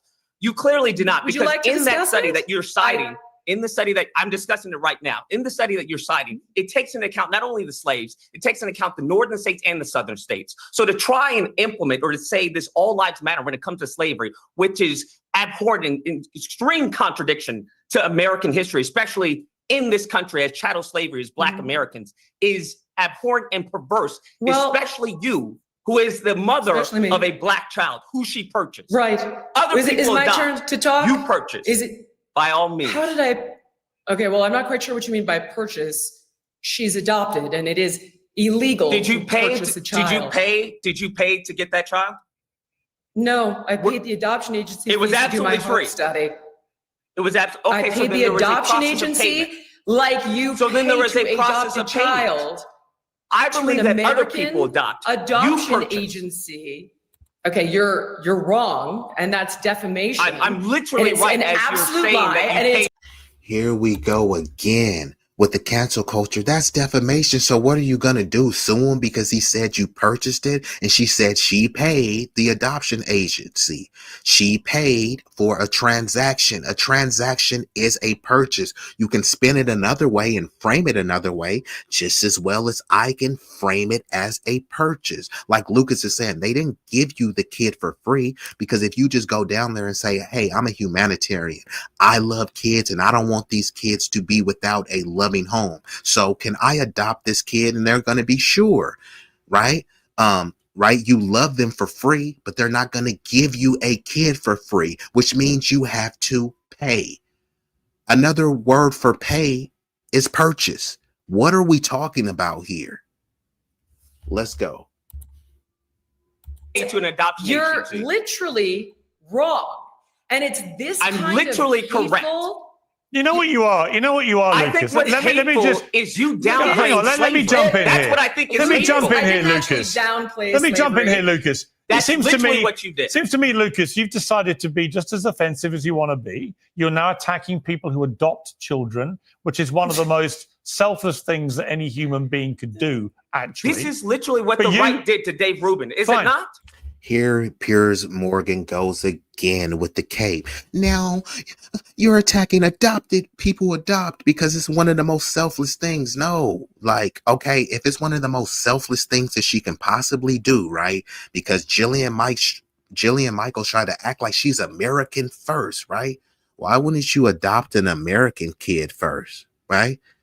But no, she has to go all across the world to a different continent to adopt a black kid. And then she's crapping on black people here. And you know what's going to happen when she's crapping on black people. She's going to say, I have a black daughter. It's like, yeah, so did many of these slave owners, right? Many of those slave owners had black baby mothers, which means they put out mulatto kids, but since of the one drop rule, they had black kids.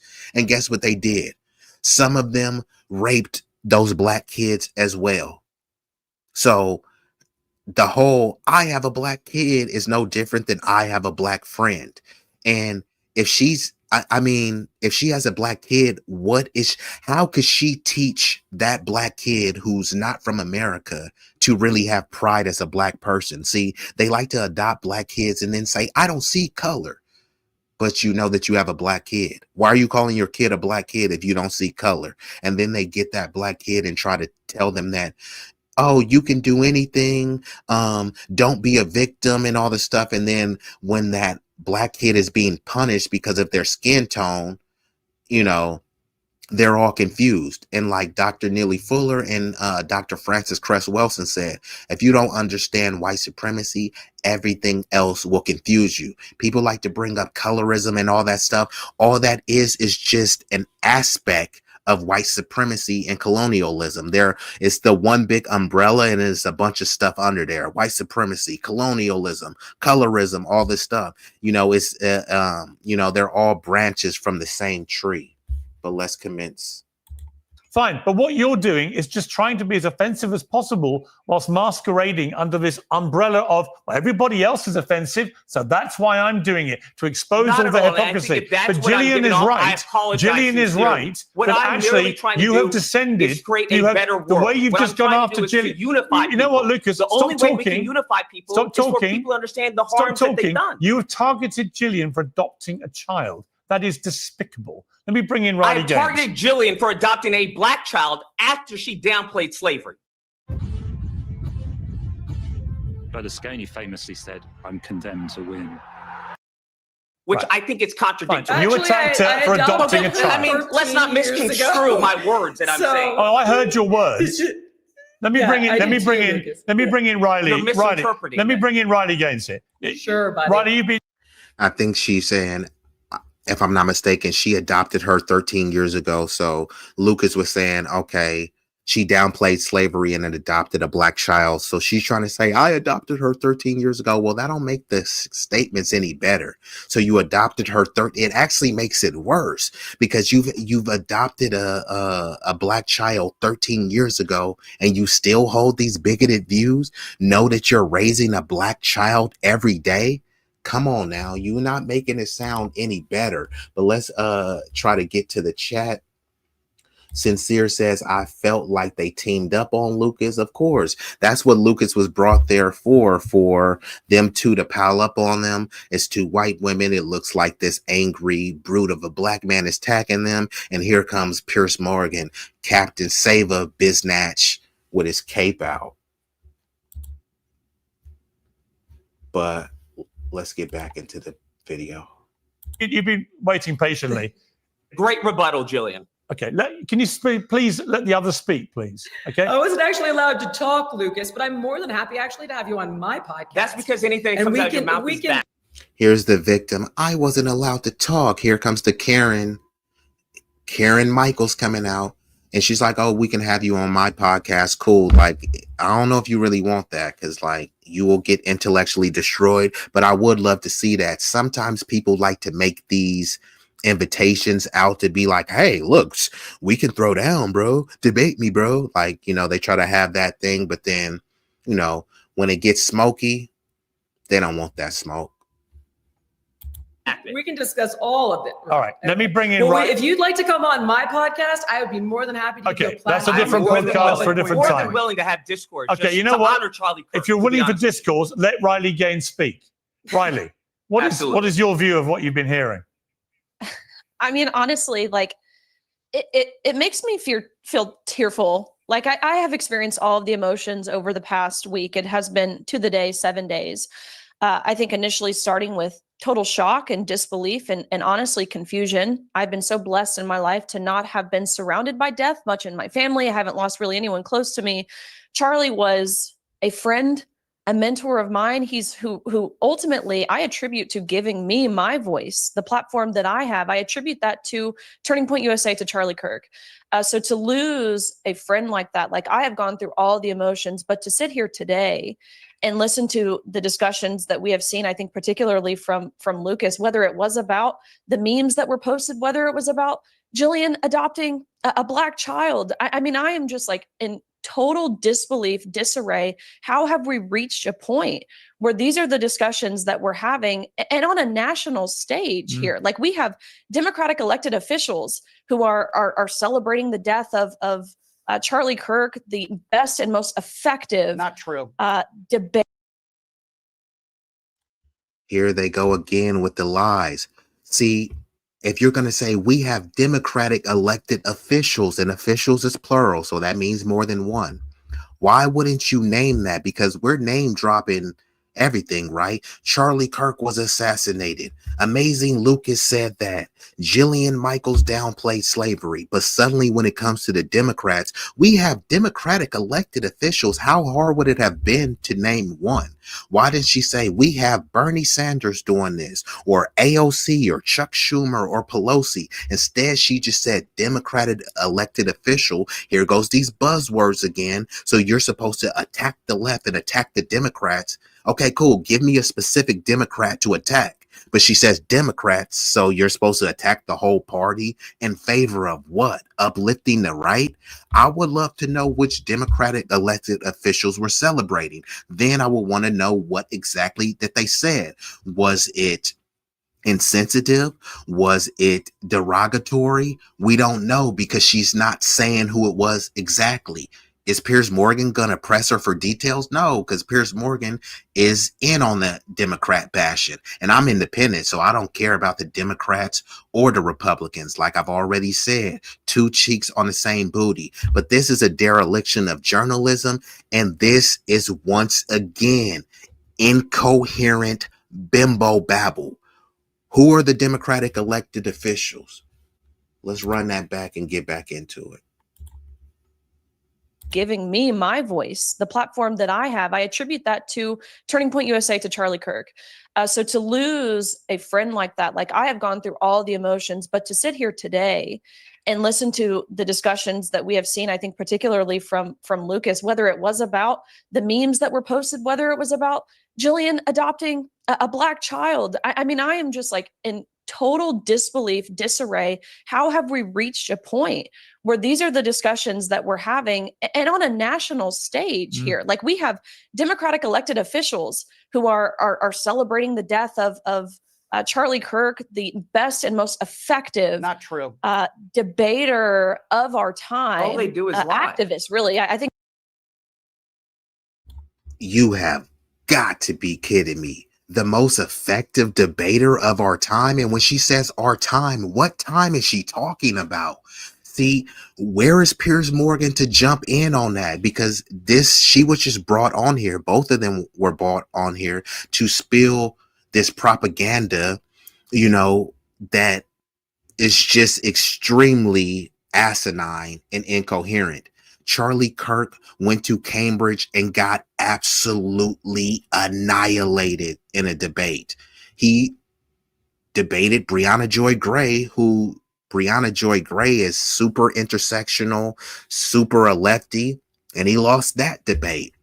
The debates that he did win, he were winning them against freshmen, against stooges, against some, I think, staged, planted people to make him look even better. But notice he was always railing against black people, but he wouldn't go to a prestigious black college and debate black people. When he did debate a black person, it was some random trans black person in a sea of white people. We don't know if you cherry picked this black person. Like, where did this person come from? They want to make it seem like it was just super random. And they'll say, well, Charlie Kirk would talk to anyone. Why didn't he debate Tariq Nasheed? He hated Tariq Nasheed. Why didn't he debate him? That would have went super viral. Jason Black. There's plenty of people that he could have debated. Marcel Dixon. You know, he could have debated me. Not to say like, oh, I'm just one of these big wigs in the intellectual space, but since he liked to debate random people, there were plenty of random B1 people that would have went out there and debated him, right? Hey, I'm a high school dropout as well, right? 2 high school dropouts debating each other, right? Let's see how our wits match up. He could have debated he debated Bree, who was a Harvard graduate, has a law degree, and I believe she has a master's, and he still was discrediting their brain capacity. So to give this dude and anoint him as the greatest debater of our time. And when she says our time, what the hell is she talking about? I think this chick is in her 20s, maybe early 30s. So what? In the past 30 years, in the past 50 years, in the history of the entire country, he's not even as close to a good debater as James Baldwin. Definitely not in the same discussion as Malcolm X. And that's just 2 right there. I can go with Amos Wilson. I can go with Dr. Francis Cress Wilson, Neely Fuller, Gerald Horne.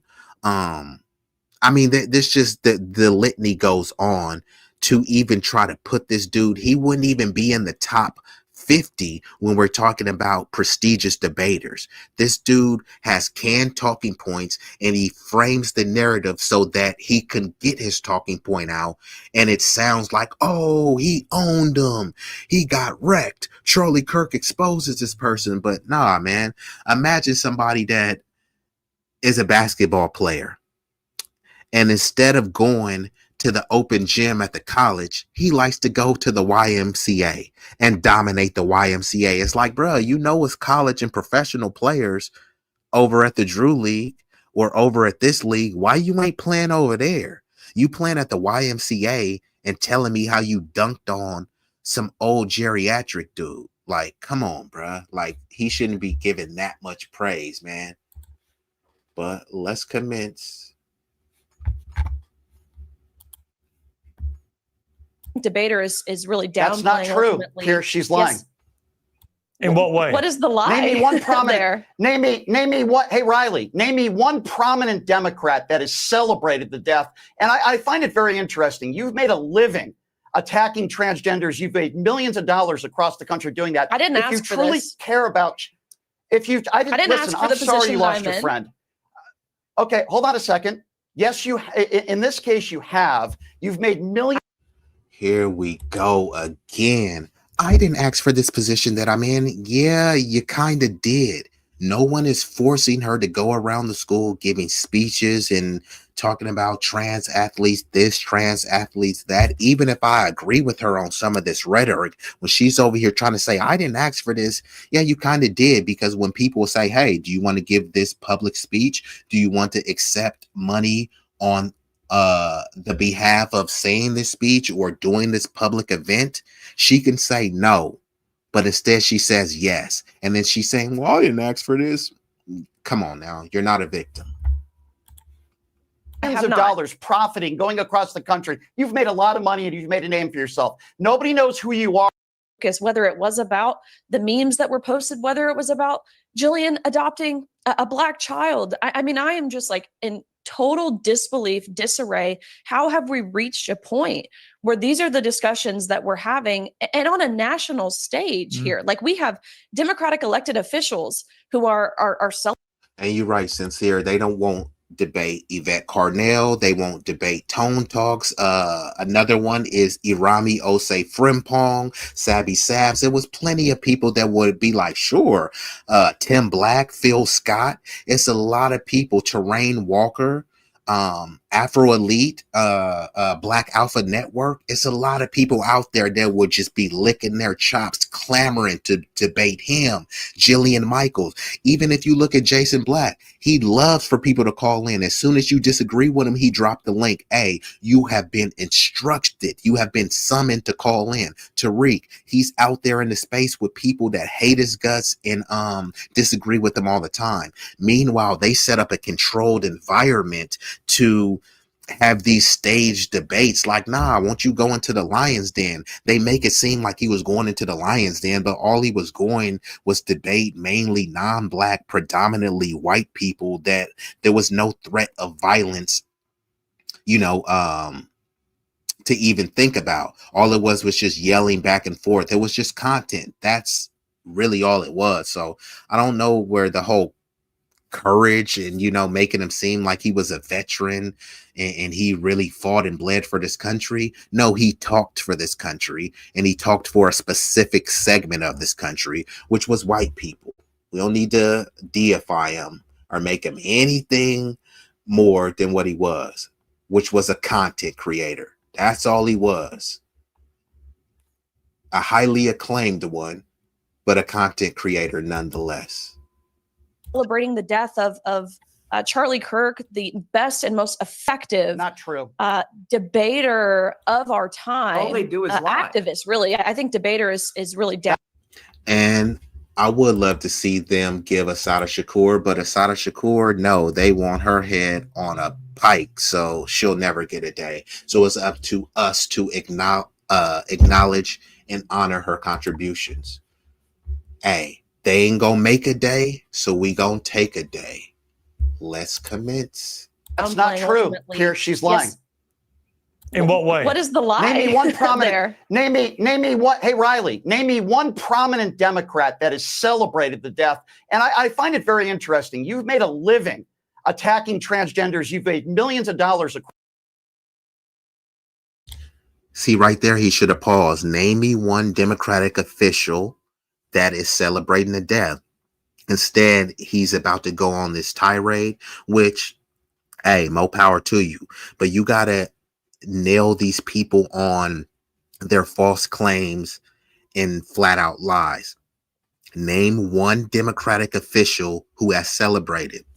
Now, because he's moving on to his tirade, she's getting off the hook for that question. And her lie gets to just sit out there. And if you just let lies sit out there, they become normalized. And once people get normalized, they become desensitized to the truth, and the lies become the truth.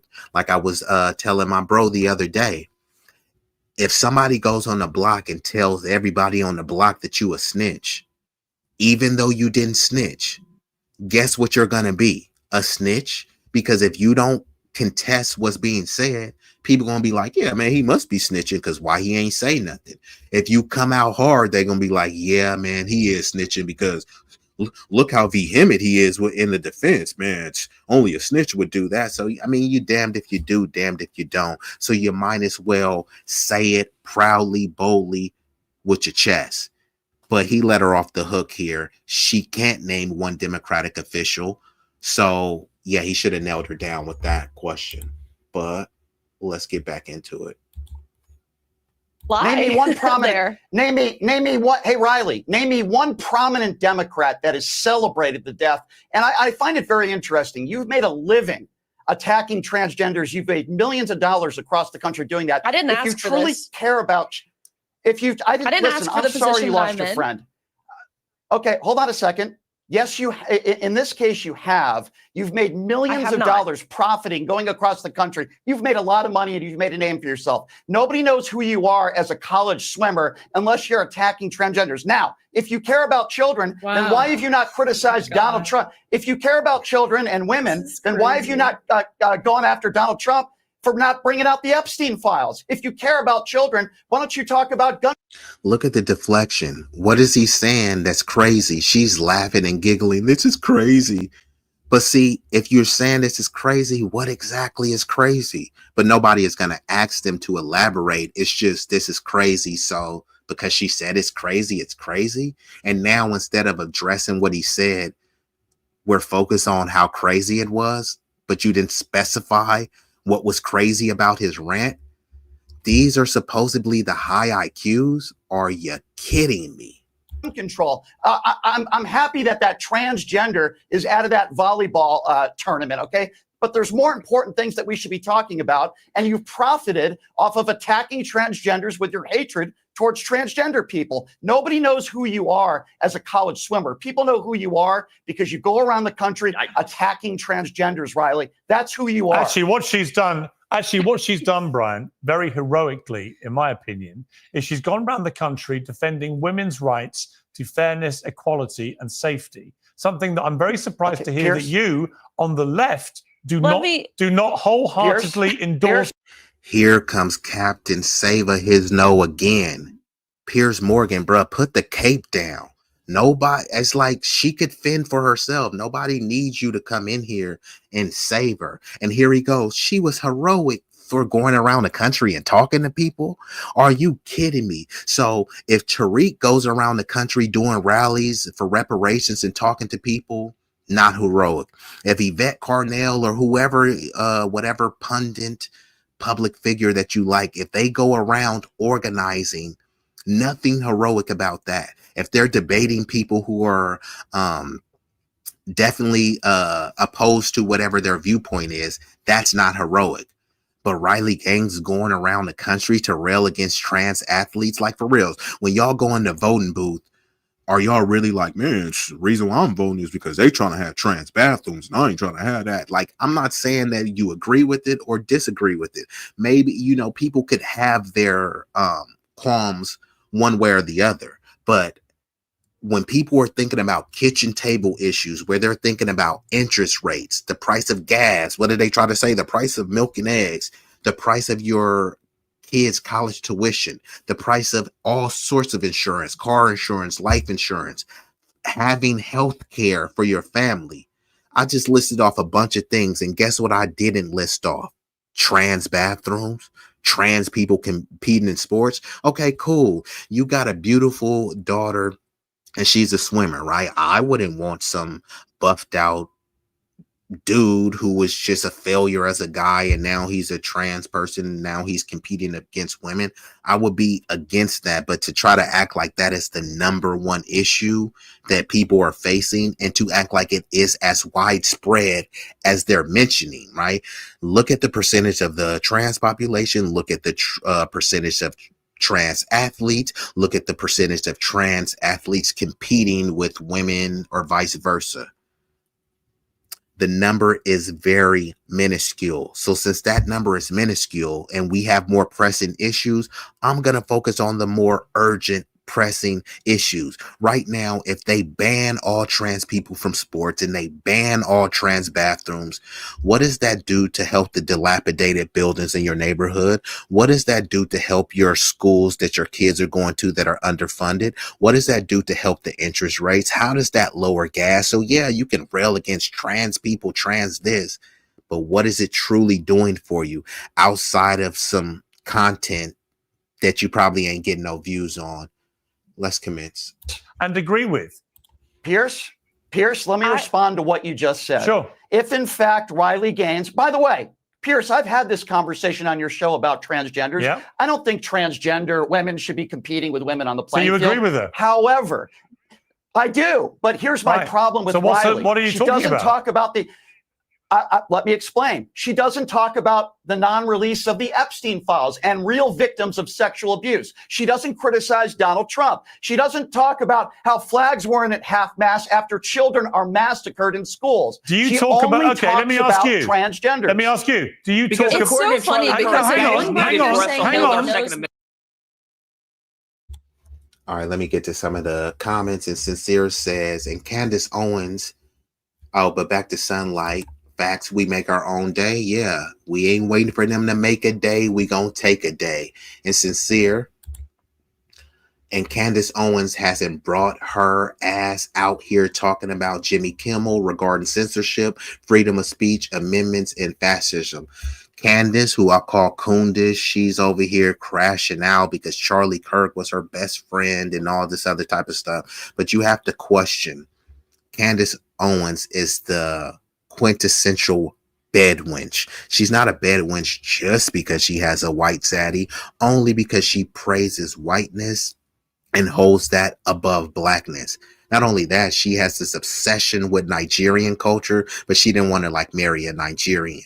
She actually said her preference was Asian men. So if she didn't marry this white dude, she would have been with the Asian dude, even though she said she loves Nigerians and she's so proud of Nigerian culture. Also, Candace identifies as Caribbean, and she said that she's biracial, but she won't say what the bi part of her race is, but she identifies as Caribbean. So notice she's always talking about FBA, but she says she has a bias towards Caribbean people. So when they bring her a story that denigrates or shows Caribbean people in a bad light, even if it's true, she these are not my words, these are her words. She intentionally doesn't cover the story because she doesn't want any Caribbean slander. But with us, she's talking about the Black community, fatherless homes, George Floyd, and all this stuff because she delineates, she others herself.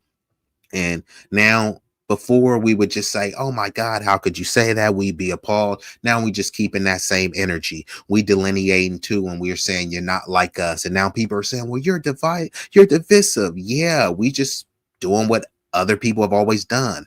We're extremely late to the party. And also with Candace Owens too, with the delineation we're making, the biracial people, you have to draw a line in the sand. I think biracial people are some of the most beautiful people ever in the world. At the end of the day, there's only one box that you can check.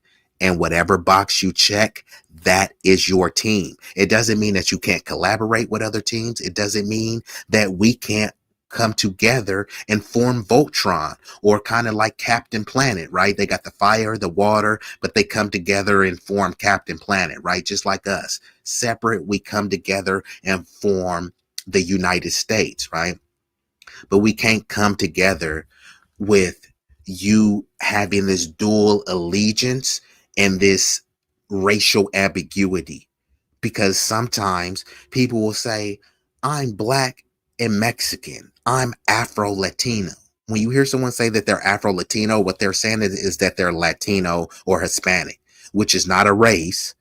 So you saying that still is unclear, but that's fine. In 2030, they're going to consolidate and turn Latino, Hispanic into a race. So now, they're going to consolidate. If you're white, you're going to have to check the white box. If you're Latino, you have to check that box, and you have to stay within the racial parameters of whichever box you check in. They have another box. It says 2 or more races, i.e. mixed, i.e. biracial. So there's a bunch of people that run around and say, I'm biracial. And then I'm like, well, why are you always saying nigga? I'm Black. And it's like, yeah, but you just said you was Hispanic. Well, yeah, I am Hispanic. So one day they're Hispanic, another day they're Black saying nigga, nigga all day, and another day they're mixed. Those are 3 different boxes. The Hispanic box is not the same as the Black box. The Black box is not the same as the biracial mixed box. So once you check that box, that's how you identify. And we just saying, keep that same energy. Don't tell me that you check the Latino box, but you saying nigga all the day because I'm Black. Yeah, you are Black, but you kind of abdicated that ethnic identity in favor of your Latino or your white identity. And that's what a lot of whites who, they're the one who came up with this construct. But hey, since everyone adheres to the construct, let's go with it. So most Hispanics in America are white, and many of them are mixed, right? So they're biracial. But if they're biracial, they still check white. If they're Hispanic, most of them still check white. So the census is changing to say, you're going to have to figure it out. Even with the Middle Eastern people, right? That's why they made the box MENA, MENA, Middle Eastern North African. All of those North Africans have always been considered white. So people from Lebanon, Syria, Israel, all of those people have been labeled as white. Now, are they going to check that MENA box, Middle Eastern North African, or are they going to check the white box? You're going to have to draw a line in the sand and choose. Hey, I didn't make it like this. You know, this is what the country was founded on. This is what people adhere to. So it is what it is. Hang but on, in the other I'm breath, talking. You're acting like hang you on, followed Riley. everything that I've ever said on any hang topic on, Riley. ever. Hang on, Riley. So, Brian, your position is that unless you talk out publicly about every... Oh, and let me add this, because this was the last part of my tirade. The reason why I went into that was because Candace Owens said that her kids are biracial. So people like to play this game as well, where if I call her kids biracial, they'd be like, no, them babies is black. But she don't even consider her kids black. I know black, papi. I'm not black, I'm Nigerian. I'm not black, I'm Haitian. I'm not black, I'm Caribbean. All right, fine. My bad. I didn't mean to misidentify you. Her kids are not black. They're biracial, you know? So people try to play these games all the time, where they don't even want to let biracial people be biracial. And then now it's almost a slur if you call a biracial person biracial, i.e., Barack Tether Obama, clearly biracial, right? He has a Kenyan African dad and a white mother who I don't even know where she's from. That's irrelevant. Biracial as it gets. But no, we have to call him black. But on the flip side, when Candace Owens has these babies, her babies are biracial, and you have to call them biracial because that's what she wants. But you better not call Barack biracial. Bit confusing and convoluted, right? So yeah, everyone is just going to have to stand on your ethnic identity and whatever box you check, i.e. Fat Joe, nigga, because I grew up around blacks and he gets arrested and he's lily white. There was no gun to his head forcing him to say that he was white, but he accurately checked what he is. He's a descendant of white Europeans. Therefore, he is white. He just says nigga so much till he's blue in the face because he's influenced by all of the blacks that he grew up with. Let's commence. Single issue that is important in the world, then it disqualifies you from talking about the issue that you not only care about most because it happened to you, but you are passionate about because it protects women's rights. Is that your position? Pierce, here's my position. You don't have to talk about every single issue, but when the second leading cause of death in children is gun violence, you probably should bring that up. When we talk about MAGA Republicans who have talked about the Epstein files and horrible abuse, Maxwell was one of the largest sex traffickers in the world. And the Donald Trump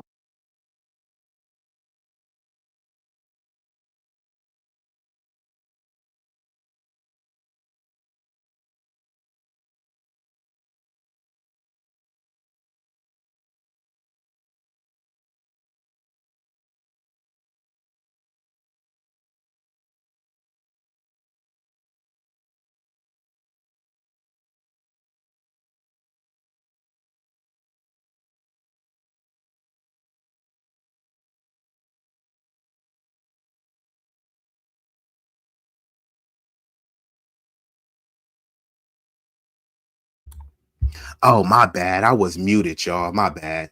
But Ashura says, let's not forget B-Eazy's nemesis, Coleman Hughes, Zionist apologist and anti-black. My apologies, because I went on a rant about Coleman Hughes, whose name is Coleman Cruz. Which one sounds blackety black? Coleman Hughes or Coleman Cruz? He dropped the Cruz and leaned into the Hughes so he can talk about black people need to do this. Black people need to do that. But why is he not talking about what Latino people need to do? He identifies as Hispanic, but he doesn't go around Hispanics telling them what they need to do because Hispanic people don't accept them. There's rampant colorism in the island of Puerto Rico. He already knows this. He would never talk about that. He grew up in a melting pot around a bunch of other non-black immigrants. He doesn't have an FBA experience growing up. He grew up with the Hispanic immigrant experience. That's not the same as a foundational black American experience. Not like us at all. Administration have sent her to a club. Why does Riley Gaines have to do all that? Why does Riley Gaines? Because she says she cares. No, Riley Gaines cares Because she about. said, let me answer. Riley Gaines cares because a This is very, crazy. very tall, muscular, powerful male. Well, Miss Jackie, are her children black? Because you won't find a video, and I challenge anyone, find a video of Candace Owens saying that her kids are black. Her kids are extremely light, and I'm not saying just because you have light skin, because there's some people that are full black and their skin is extremely light. You know what I mean? But Candace Owens said that her kids are biracial. So I'm not going to try to project my ideology onto her. And that's what we have been doing. You know, we've been doing this for decades now. When people used to say, I know Black Poppy, we used to say, man, you tripping. You don't know yourself. Actually, you are black. And look, man, you know, this place was a slave colony, and the Aboriginal people, like, we would go down and try to convince these people and persuade them that they're black. Almost would be a way to plead with them to be black. But no, identity does start with self. So even if her kids were blackity black, which they're not according to their mother, then I'm not going to try to project blackness onto them, because she's not raising those kids to be black. She's just raising them to be colorblind, biracial, mixed babies. But now it's offensive to call her kids biracial and mixed, even though that's how she identifies. Now, if her kids grow up and they say, look, man, hey, America and society is about the one drop rule. Yeah, my skin is light, and yeah, my dad is black. And people say you are what your father are. You are the seed of your father. But it's kind of switched with Jewish, how it's kind of matrilineal. If her kids grow up and they want to identify as black, then, you know, it's a different discussion. But right now, her mother, who is their mother, who is the sole guardianship, has drawn in a line in the sand and called her kids biracial. So that's what Candace has, biracial babies. And with some of these biracial people, like for instance, The Rock. Y'all know who The Rock is. Do you smell? Y'all know who The Rock is, right? The Rock is biracial. He's black and Pacific Islander. When do you hear The Rock talking about his black side?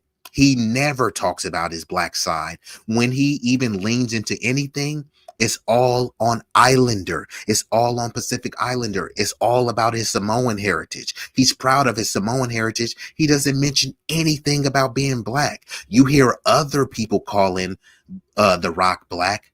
Find me one video of The Rock calling himself black. The Rock is biracial, but he considers himself Samoan. He doesn't consider himself Samoan and black, even though he is. He just considers himself Samoan. He doesn't consider himself biracial. So, like I said, it all depends on the person. And too many times we've been going out of our way. The Rock is black. Mariah Carey is black. This person is black. Yeah, they may have some sort of black or African ancestry, but if they don't identify as that, we need to stop forcing it on them. Let's commence. Called Leah Thomas said suddenly, who was a very moderate, unsuccessful male swimmer, suddenly said, I'm a woman, and then began destroying women in the women's pool. It was clearly grotesquely unfair, unequal, and actually dangerous. And we saw the same thing happen in a boxing ring in Paris in the Olympics. Like to be able to and for speak Riley, for Riley to be condemned by you, that'd be super cool. For Riley to be condemned by you because she doesn't also talk about other issues. That's the only thing I did agree with her on. She said, I would actually like to speak for myself. That would be cool. Yeah, Piers Morgan, you're supposed to be moderating the debate, not trying to come in and pull out the cape and be Captain Save a Biznatch, right?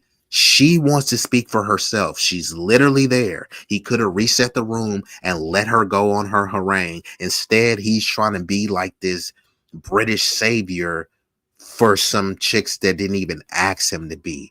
Piers, sit down and shut up. Well, you're already sitting down, so just shut up. He's absurd. Anyway, first of all, that's not even true. You know what? Critical. We'll come back to this. I'm just going to hold the panel here for a moment. A brief timeout. I've been joined by Republican Congresswoman Nancy Mace. Nancy, welcome back to Uncensored. We're just having a kind of slightly insane debate, in my opinion. But there's a lot of insanity flying. So I'm gonna pause it right here because I don't want to hear what Nancy Mace has to say. But Sincere says the biracials have their own campaign to be recognized as their own culture. They are all on social media platforms espousing their claim. Even Creole, right? Like there's this thing where it's like I'm not black, I'm Creole. And then when you say, man, Creoles ain't black, then it's like you can't gatekeep blackness. And who are y'all? And see, that's our problem. We don't stick together and blah blah blah.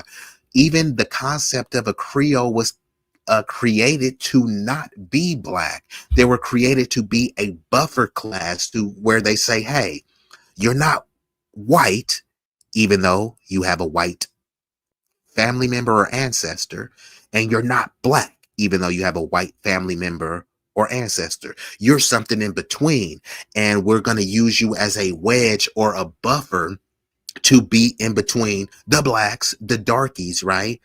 But you're not going to get the privileges as being Lily White. However, you will get privileges over being blackity black, black, black. And that's all it was about. And then many Creoles, they adopted that mentality and they go out of their way to maintain their lighter complexion, right?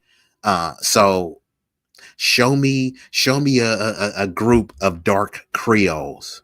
You won't find it. But hey, if you want to be your distinct ethnic group and distinct culture, that's fine. But just say that you speak for Creoles. When you're doing all of these rants, say that you're speaking for biracials or mixed people. You don't speak for FBA. So I don't really care what you got to say. Let's commence. Oh, actually, I'm going to fast forward a little bit because I do not give a fizzle sticks about what Nancy Mace is saying. So thank you. Let's go back to the panel. I mean, Brian Shapiro, did any of that give you pause for thought? Well, first of all, I find it ironic that Nancy Mace is talking about telling the truth, yet she's the person who blamed the shooter in the Charlie Kirk murder as a transgender. I find that very ironic. She also called me a Democrat. I'm not a Democrat. I'm a registered independent that is anti-Donald Trump. So I want to be very clear on that as well. Listen, now she mentioned Ilhan Omar. If that's true about Ilhan Omar and she made those statements, I totally disavow that. But I don't think anybody could name me 3 Democrats that are celebrating Charlie Kirk's death that are elected officials. Number 2, every Democrat out there is saying this is wrong for the most part. Political violence, we should never celebrate it. And all the right is doing is blaming it on the radical left, including Donald Trump. Nancy Mace wants to say to bring people together. Donald Trump has divided us by blaming the radical left for what took place here. You would be blaming. Okay, but Brian. And Ashura says, Creole isn't black at most. It's a language in my country. To others, it's an ethnicity. And Jackie says, exactly.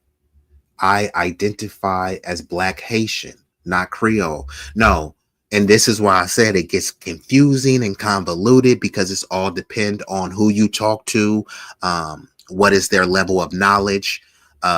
What is their knowledge of self? Because many people will say, no, Creole is a race. And then others will say that it's not. Or if they don't say that it's a race, they at least will point out the ethnic distinction from Black Americans, right? But then some will say, no, Creoles are Black. We just Creole. So it kind of goes back and forth depending on who you're talking to and, you know, how long they've been in the country, how they were raised, etc.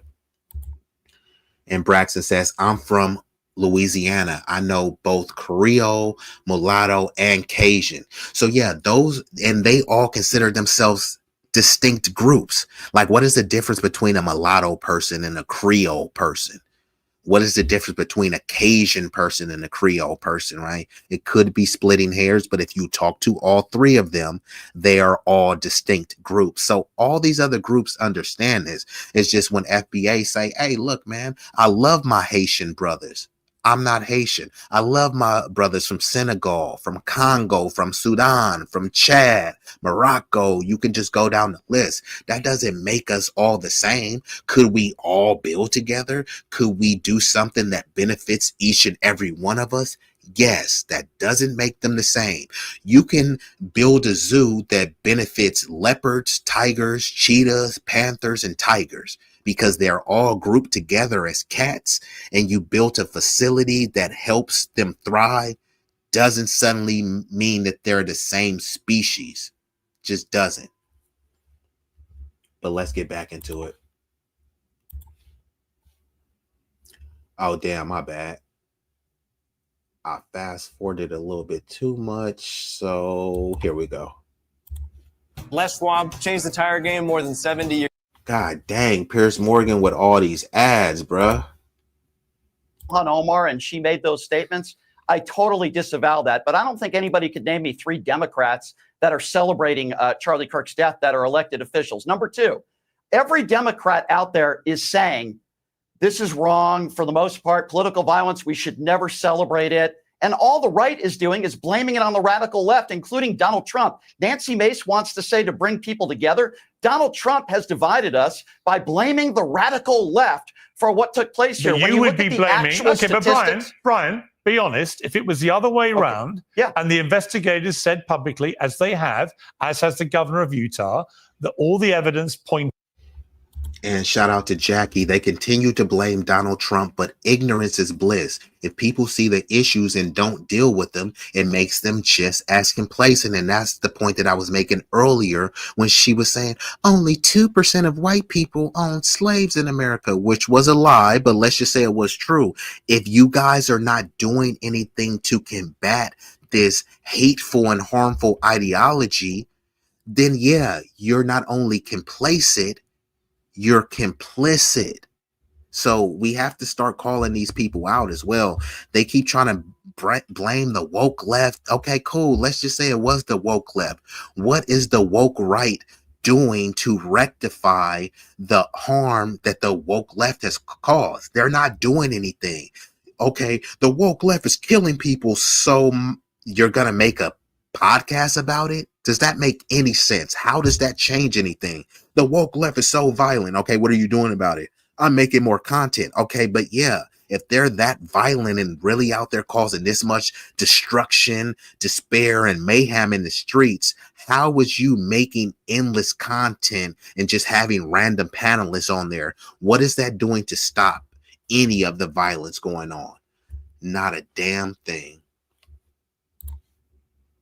To this person being radicalized by the far right, you would not hesitate to say this was a far right assassination, and you would go on a massive rant about it. So there's a double standard there, no, right? You're wrong. You're wrong. You I don't wouldn't? do that, Pierce. You could look at my social media. No, you're wrong. Here's what I do. I call out political violence on both sides. If you recall, the other thing I want to touch on this comment, Jackie, is that they love to blame Trump, and Trump is a bigot. Trump is a racist, but I prefer Trump. Y'all know what Malcolm X said about the wolf and the fox. If you don't, let me game you a little bit with some paraphrasing. He talked about the wolf being the Republican, i.e. conservative type. The wolf is coming at you very ferocious with his fangs showing, his eyes glowing. So you already know what type time that wolf is on. However, the fox, it looks very cute. It looks very cuddly, a silky fur. And you're like, oh, damn, this is a cute fox. And that fox probably wants to help me. And you turn around to get that fox some food, and the fox has called other foxes and they've mauled you to death. Now, see, with the wolf, you were on your guard. You were prepared to challenge the wolf level of aggression. But with the fox, you know, you got passive, and that passivity got you annihilated. So all of these things that they're blaming Donald Trump for has already been here. And when they were like, oh, the immigration issues and Donald Trump is deporting people. No, Donald Trump has been lying on deportations. He hasn't deported enough people. He has the lowest deportation numbers compared to Biden, which is a little bit of a misnomer because Biden opened the borders. He allowed record millions of people in. So when he did deport people, you know, it's the numbers were inflated. sheerly off him letting in more people. Obama, who they used to call the deporter in chief, he deported millions of people. So Trump is not even on pace, which his goal was to deport 1 million people per year. He's not on pace to do that. But what he is doing is the theater. There's a lot of political theater behind his deportations, which makes it seem worse than it actually is. But now people are blaming him for the immigration issue. But if you look back to Bush, you look back to Clinton, Obama, etc., this immigration issue is always going to be an issue because they want to treat the issue. They don't want to cure. If you cure a patient, they don't need to come back because they're all well and good and cured. If you treat the patient, they must come back. And that treatment is not free. So you have to continuously come back and you have to continuously pay for that treatment. And that's what they want with all of these other issues. They want these issues to continuously happen. They dole out some money, some thoughts and prayers, some symbolic gestures, but they are not pushing for a cure, because if you cure the problem, it won't be a problem again, and you have to find some other problem that galvanizes people enough to keep voting for them. So they don't want to fix any of this stuff. They want a perpetual problem so that they can campaign on it. That's all this stuff is about. Let's commence. All Piers. That wasn't my point. Hang on, I'm not disputing that. Yeah. I'm just saying if he was a radical right, if he'd been radicalized by the right, I don't think you would be saying people shouldn't be talking about the radicalization. The reason why, Pierce, I ever bring up the radical right is because the right never takes responsibility, literally, for anything. But nor is the left. Blamed Donald but nor Trump. is the left. Listen, the left, Pierce, having I'm said not this one for of- years, Pierce, now is doing exactly the same thing. I saw Jimmy Kimmel Pierce, literally going I'm on. very- I saw Jimmy Kimmel go on a rant saying Pierce, this guy Pierce. was a MAGA guy, the shooter. Complete lie. Pierce, I'm always consistent on this issue. It doesn't matter whether it comes from the right or the left. It's wrong. We need to call out political violence on both sides of the aisle. But we should And I also think be that's what most unafraid Democrats to. and Yeah, but Brian, you're missing my point. We should also be unafraid to call out radicalization when we see it as a primary motivation for these assassinations. So do you How think this can we shooter talk was a about radical radicalization with leftist? I Charlie think this Kirk? person was, as the And investigators the are rhetoric saying. that he used. I'll come to you in a moment, Lucas. As the investigators are saying, And like Lucas said, how could we talk about radicalization when we're talking about Charlie Kirk, who was pushing very racist rhetoric and radicalizing many young white people, not only white people, but predominantly white people on the right. And Piers is over here talking about radicalization. See, this is this whole little moral identity politics where he's acting like the right is just morally righteous and just and more Christian, and the left is just very abhorrent. But here goes those terms again, it's right and left, but they don't want to use race. So they're going to keep race out of this. But if this was an issue about black people, it would be talking about fatherless homes, black culture. Do you think the sniper listened to rap music? But we're here, they don't care what type of music he listened to. But that is a bit interesting, right? I would love, because they're bringing that this person had a trans boyfriend. Okay, fine. What type of music did they listen to?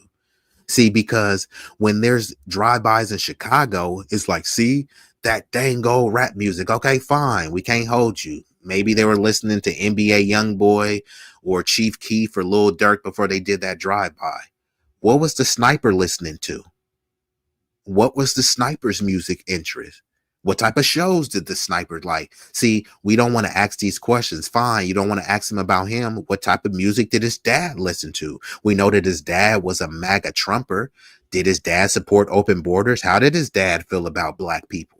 But you can't ask this stuff. But when a black kid gets killed, they dig into the parents. Oh, look, his mom had on a bonnet, and that's why the cop had to shoot him, because his mom was ghetto with a bonnet. Huh? Okay, well, let's just keep that same energy. Let's dig into his family. Let's see how degenerate or delightful his family was. You know, let's see, let's go through his search history and see what he was looking. You know, was he looking at, trans adult videos? Was he looking at how to make a bomb? Was he watching Love and Hip Hop? What was he watching? Let's truly dissect it. But no, this dude's just a lone wolf radicalized by the radical left. Fine. What radicalized him? You see, they don't want to get specific. They just want to say he was radicalized by the radical left. So that's why we need to vote right wing. Come on, man. Get out of here with this. This is what you call propaganda. The governor is saying, the governor has hit a very, in my view, sensible tone throughout all this. As they've all been saying, all the evidence is pointing to a young man who was radicalized to the left. Okay, so let me respond to that real quickly. So first of all, even if that...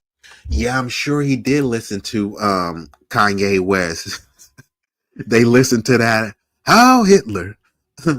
All my niggas saying, how Hitler? Yeah, that's what they listened to. That is true. I totally disagree with what Megyn Kelly said. If you're somebody who wants to kill somebody because you disagree with their beliefs, then there's something wrong with you. You are crazy. So Pierce, even if that was true, now we know he comes from a conservative Mormon family. Yeah. I don't really care what his political affiliation is. I'm grateful that his father, and a transgender, by the way, who two people on this panel continue to attack, there's a transgender that we should be thanking. The two people on this panel haven't even got a chance to say a word yet because just letting them talk. All right, let me bring in the two women here. Let me bring in who they are. Here we go again. First of all, shut up, because y'all all trying to talk over each other. Piers Morgan, you're doing a horrible job at moderating, and Riley Gaines, cue the tiny violin.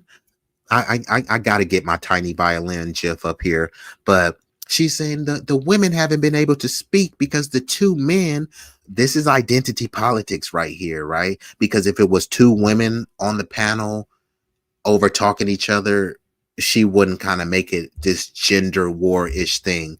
But they've had ample time to speak. Yeah, you can argue that could have had more time to speak, but that's up to the moderator. This whole thing of Piers Morgan being uncensored, the reason why it's called uncensored is because it's supposed to be a crap show, a sugar honey iced tea show. This is what Piers Morgan wants. And once it gets off the rails, then Piers Morgan tries to reel it back and act like he wanted some sort of productive, polite show. No, he wants a toxic cesspool, and that's what he has. Yeah, we actually don't need to say don't all talk at once, they're please. showing Can the two men shut are. up for a moment?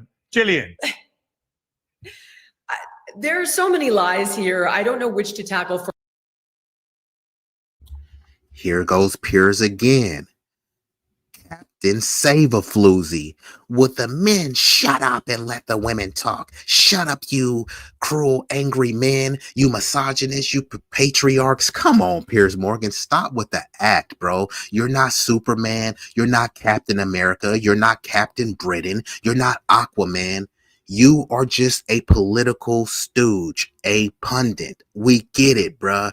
But this whole identity, gender war politics is extremely pathetic. But let me just rewind this back, man. This is hilarious. Piers Morgan out here, Captain Save-A-Hutch. It's doing exactly the same thing. I saw Jimmy Kimmel literally going on. I saw Jimmy Kimmel go on a rant saying this guy was a MAGA guy, the shooter. Complete lie. Pierce, I'm always consistent on this issue. It doesn't matter whether it comes from the right or the left. It's wrong. We need to call out political violence on both sides of the aisle. But we should also be unafraid to. Yeah, but Brian, you're missing my point. We should also be unafraid to call out radicalization where we see it as a primary motivation for these assassinations. So do you think this shooter was a radical leftist? I think this.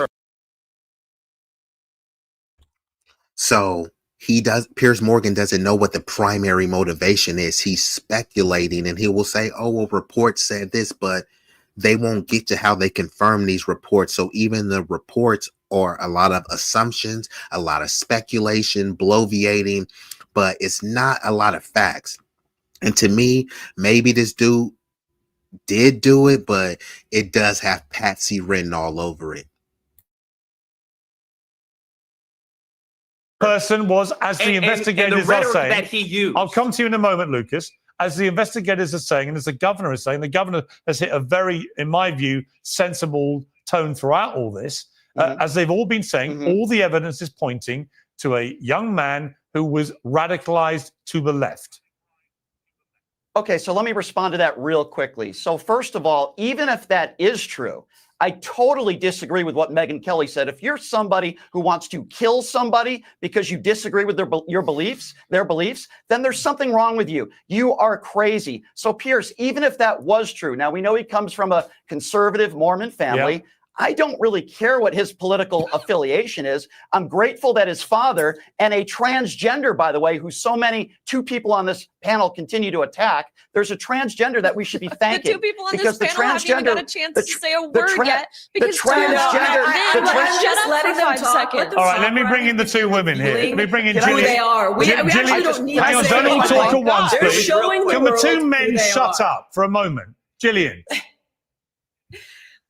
There are so many lies here. I don't know which to tackle first. The reality is that we are here because of the very things you guys are doing in this moment. You refuse to engage in any sort of intelligent dialogue or debate. You just name call. We're bigots. We're racist. This is exactly how we got here. This kind of othering, this kind of demonization. If you guys want to have an intelligent... Oh my goodness. Do y'all hear this Botox bimbo babble? What the hell is she talking about? This is how we got here. So basically she's trying to say this is why Charlie Kirk got assassinated, because of what you guys are doing in the panel. And then she proceeds to say, you guys don't want to have an intelligent debate. This is a debate panel. You guys are debating currently while you're saying what they don't want to do. Lucas already agreed to go on your channel and debate. He would love to have you on his channel and debate, but you wouldn't go on his, so he would go on yours. He's already agreed to that. So she's just lying, doing this little Karen-splaining thing where she's trying to make herself seem like a victim. And she's saying, you guys are name calling. But I'm sure in other segments, both of them have been calling each other names. But Lucas didn't call her a bigot, and he didn't call her a racist. He did bring up her lies about the 2% of slave owners. But these are the talking points where they like to try to pander to the right. They're calling us bigots. They're calling us racist. Who? Did Lucas call you that? Well, the left. Like, who are you talking about? Most of the left is white. So are you talking about white people? No, I'm talking about the left. But again, most of the left that you're referring to is white. So again, are you talking predominantly about white people? No. It's just goes back and forth. Like, what the hell are you talking about, Jillian? No one called you a racist, but you are. And no one called you a bigot, but you are. Let me rewind that back a little bit.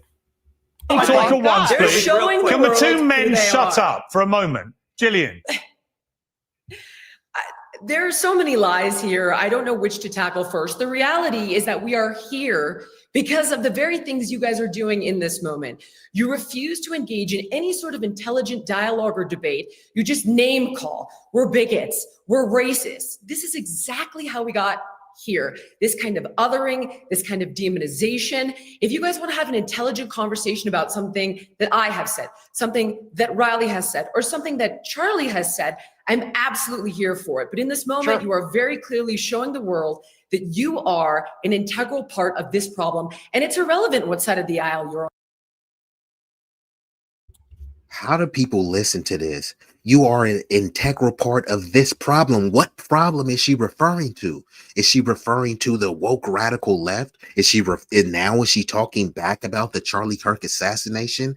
And nobody is gonna ask her to expound on what exactly is she saying, because this is Piers Morgan Uncensored, but it's not to give you anything tangible to walk away from. This is not to enlighten you. This is only to entertain you. This is just a mudslinging fest. But like I always tell you, if you want to get in a roast fest with the FBAs, the Black Americans, we sling mud, we roast better than anybody. And that's why they mad at Lucas, because, hey, if y'all want to get petty, I could turn into Petty Pendergrass, Petty Crocker, Petty Kruger. It's a human characteristic of demonizing others, and you both have it. All right, Riley. Can I just? Yeah, I mean, Womp, womp, womp. She's talking about othering Charlie Kirk, always other people. She's talking about demonizing Charlie Kirk, demonize black people all the time. And here comes Jillian, the Botoxed bimbo, who keeps talking about, if you want to argue something that I said or Riley or Charlie, like, who are you? Like the Charlie Kirk gatekeeper, where all of the bigoted stuff that he says, Jillian Michaels to the rescue to argue the context of it. Get the flip out of here. Riley I would will just go like next. the opportunity to defend myself for a second, because Brian, what you said is like the most ill-informed thing I've ever heard. Number one, to insinuate that I'm not a good athlete, as if that even matters. Okay, Never I'm one said of the that. fastest Americans Never of all said that. time. Can you name me 3 female swimmers? The reason why I said nobody would Can you know name who me you are 3 because female you are swimmers? If you were going to talk about how no one knew me, No. can you name me 3 of the top female swimmers in this nation or this 99% world? of the country. 99% of the country can't name 3 female swimmers. The only reason why we know who Okay, you are precisely. is because you're So transgenders why 24/7. did my athletic ability? Yeah, most people don't know who 3 swimmers are. I can name some random ones. I do know Katie Ledecky. Shout out to her. I know Michael Phelps, and I can't think of another swimmer right now. But yeah, most people don't know 3 swimmers. So that is an irrelevant question. I see the line of questioning that she was going down. Hey, if you can't even name 3 female swimmers, how are you going to tell me that no one knows me from swimming? But it is kind of true. Most people can't name 3 swimmers, so they definitely wouldn't know Riley Gaines for her swimming prowess. People do know her for standing up to or against transgenders competing in these sports. So, I mean, it is what it is. Which, again, one of the fastest in the nation and the world, really, for that matter, when I was competing.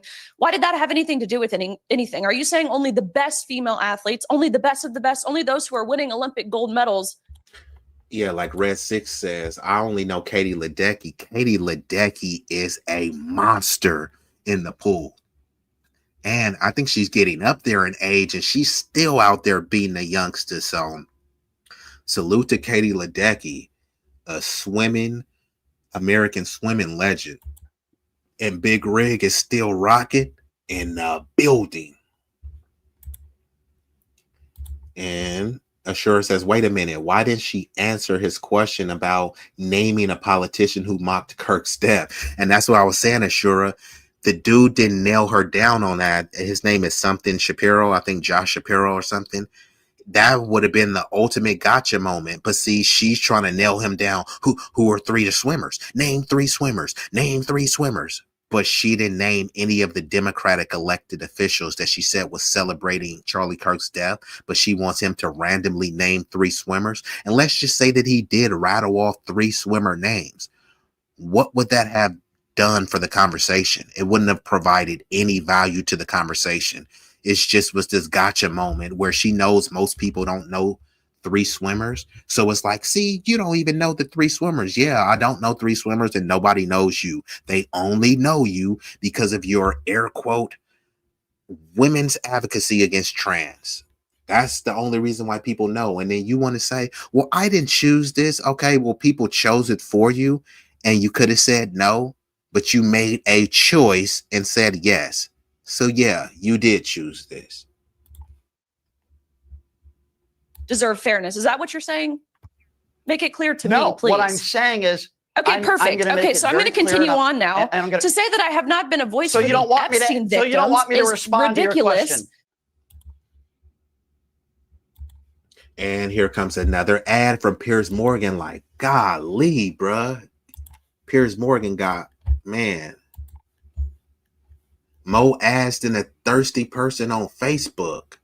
But yeah, so hold on, let me rewind it Act back. like the proven harm and abuse of Because- Epstein. Can you name me 3 female swimmers?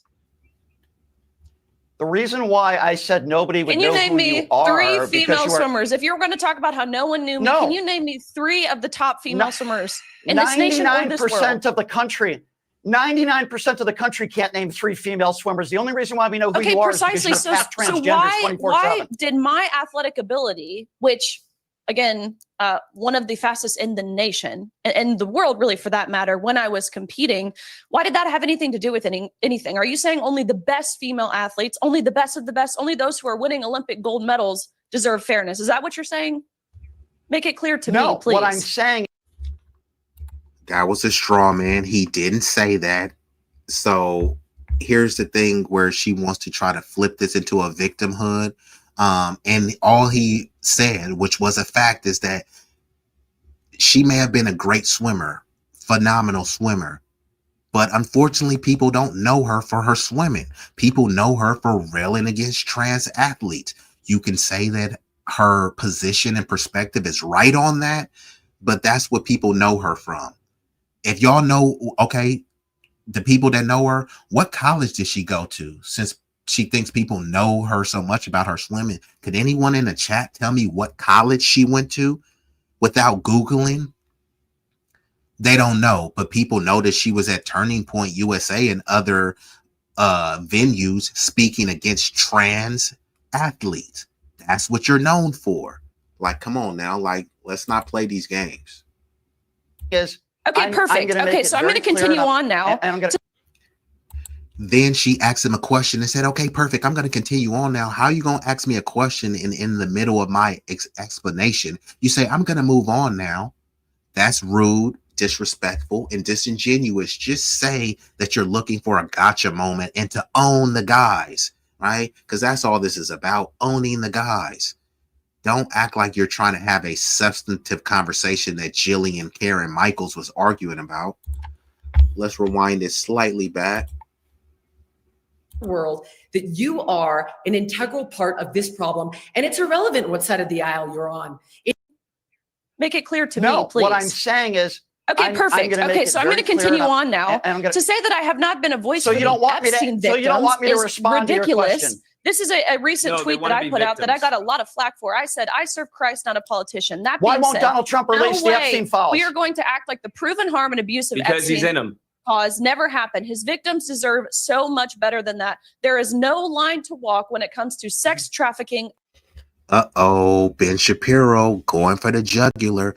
Why hasn't Trump released the Epstein files? And Luke is in there with the ad libs, you know, kind of trolling, but being truthful trolling, saying, oh, Trump is in them, allegedly. But yeah, all of these pro-life people, oh, I'm America first and I'm about protecting the kids, and Elon, we need more white babies, right? We got all of these people talking about that they love these kids, right? There were a bunch of lily white kids that were being trafficked, assaulted, molested, forcibly penetrated, you know, just sexually exploited by many of the creeps and pervs that was on Epstein Island.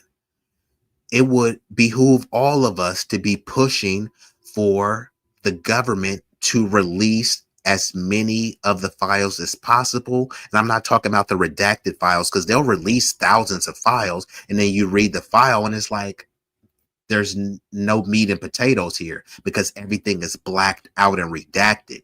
No, be transparent. And this really gets me because it's mainly people on the right that talks about being pro-life, right? And when they talk about pro-life, they only mainly talk about being pro-birth, right? They talk about babies being born. But once that baby's being born, that baby has to live a full life. So what are you doing to push policies that's going to guarantee or at minimum ensure that this person is going to have a healthy outcome, being able to grow up in a healthy environment? They're not pushing any policies for that.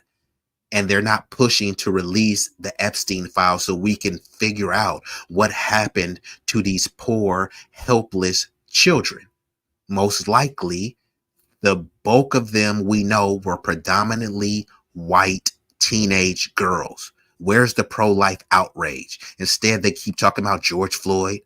What about Chicago and black on black crime? What the hell does Chicago have to do with the Epstein files? What does black on black crime have to do with the Epstein files? What does George Floyd had to do with the Epstein files. And people get caught up into that. And guess what? The files are still not released. And the ones that are released, you can't tell anything that's in it because of it being redacted.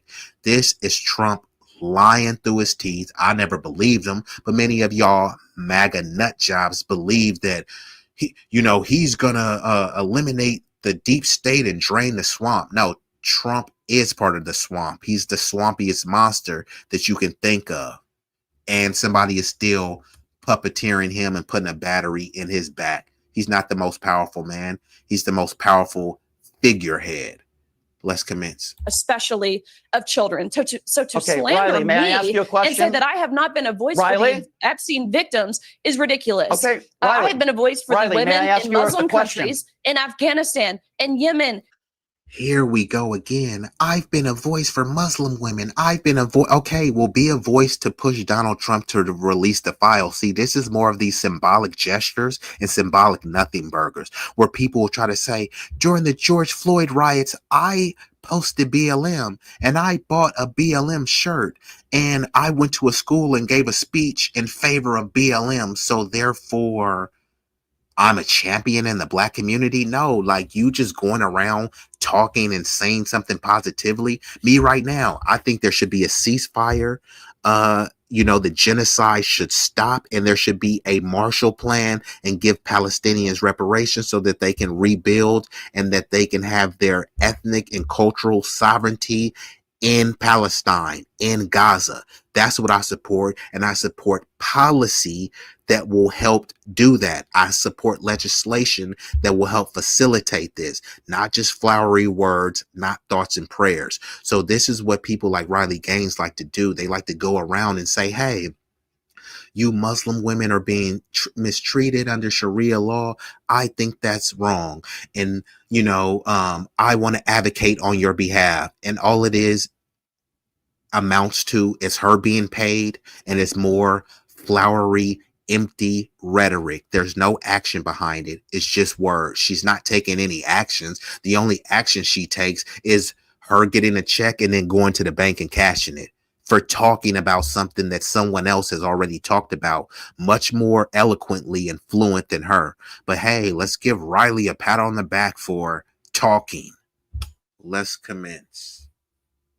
In South Sudan, who are under Sharia law, who don't get to get an education, who don't get to go to the gym, who don't get to go to the doctor. Like, I have been a voice for all these women. So to sit here and act like you know me, number one, is ridiculous and entirely defamatory. Okay, Riley, can I respond? Okay, Riley. Now that I'm done. Understood. Absolutely. Let me ask. Okay, so Riley, when Donald Trump bragged about going into teenage girls' locker rooms on the Howard Stern show, are you willing to condemn Donald Trump right now on the program, or the fact that he's a liable sexual abuser and a 34-count felon? He bragged about going into teenage girls' locker rooms. If you care, which I believe you do, by the way, Riley, if you care about young women, are you willing to condemn Donald Trump for going into teenage girls' locker rooms without their permission? I think any man who violates a woman's privacy, safety, fairness when it comes to athletic competitions is detestable and condemnable. Easy peasy, lemon squeezy. Hey, Pierce, this is why I bring this. He asked her specifically about Trump. So that was a yes or no question. So this is the way to obfuscate, to say and generalize it. I think any man, blah, blah, blah. All of that description that she just made, it describes Trump. That's why he asked her specifically about Trump, and then she makes it about men. It's just the whole all lives matter thing. Or imagine I'm like, damn, man, I'm dealing with prostate cancer, but breast cancer matters. Damn, man, I needed surgery. But all these people need surgeries. It's like, damn, I'm talking about my surgery. Let me deal with my surgery. After that, then let's go give those other people surgery. Let's this person deal with that cancer, and then let's go deal with this other cancer, right? So these people like to try to lump everyone up, but when you're talking about specific, there's a time to generalize, right? There's a time to broaden the discussion. But if I ask you specifically about Trump and his detestable behavior, don't try to bring up, well, any man that does that, because if you're talking about any man, then you're talking about Trump without saying that. So just say it with your chest, Riley. I'm so glad she said that. She went back to transgenders and she didn't answer my question. So I will try to ask it again. I said Riley. nothing about Are you willing transgenders. to? It's telling She that said you insinuate when I'm You just talking said about fairness in men, sports. that I'm talking May I? about Women's men. She won't answer the May I question. address the galvanizing Just that was did. made by Jillian? Any Pierce, man. can I just finish this Any real quick? women's She won't spaces. condemn. So that She won't answers- condemn Donald Trump for anything. You sound like a little child who's throwing a hissy I think fit. that would Pierce- include, Pierce, to she be won't fair, Remember, they were talking about you guys just calling us names. So she called him a name, a little child, which is emasculating him, and that he's throwing a hissy fit. So she called him a specific name and an insult. And here comes Jillian, Karen, the bimbo Michaels, keep talking about, she said any man. Okay, cool. I asked you about Trump. You feel me? Imagine if you saying, hey, do you like girls that have funky, fishy coochie? Matter of fact, you accuse your girlfriend of having a funky, fishy coochie. Does your girlfriend have a funky, fishy coochie? Any woman that has a funky, fishy, I didn't ask you about any woman. I asked you specifically about your girl. Does she have a funky, fishy box? Any woman that has a funky, fishy box and needs to get their pH balance checked. No, we're not doing this. All coochies matter. Huh? That ain't what I asked you. But let's commence. I think that She won't answer the question. All right, let me bring in She Lucas. won't answer the question. Let me bring in Lucas. Any Respond. man. Let Lucas respond. To be fair, she didn't name him by name, but I think that would include Donald Trump. But to bring up as far as the galvanizing, which is, I think what we're witnessing is gaslighting and political schizophrenia at its peak. Because when we talk about galvanizing, we have to look at the body of work that Charlie Kirk did, whether it was to once again dehumanize Black people, to say that Black women were low IQ and non-deserving of their positions, right? Whether it was to bastardize as far as a Black American lexicon, whether it's the perversion of woke, or whether it was the perversion of Black fatigue, something that was crucial to Black history, even to this day, whether it was the perversion of CRT. I think it's absolutely diabolical to say that this is coming from the left when Charlie Kirk spent most of his life to do that. I think when he talks about Black death, when it's Trayvon Martin, Breonna Taylor, all these people that he vilified, all these people that he could care less about. But you want to know something? There is not one mention of Daniel Schaefer. I mentioned Daniel Schaefer. White men killed, police brutality. It's not one mention of Jared Lackey on any of his posts. I mentioned Jared Lackey. White man tased to death, police brutality. There is not one mention of Kelly Thomas.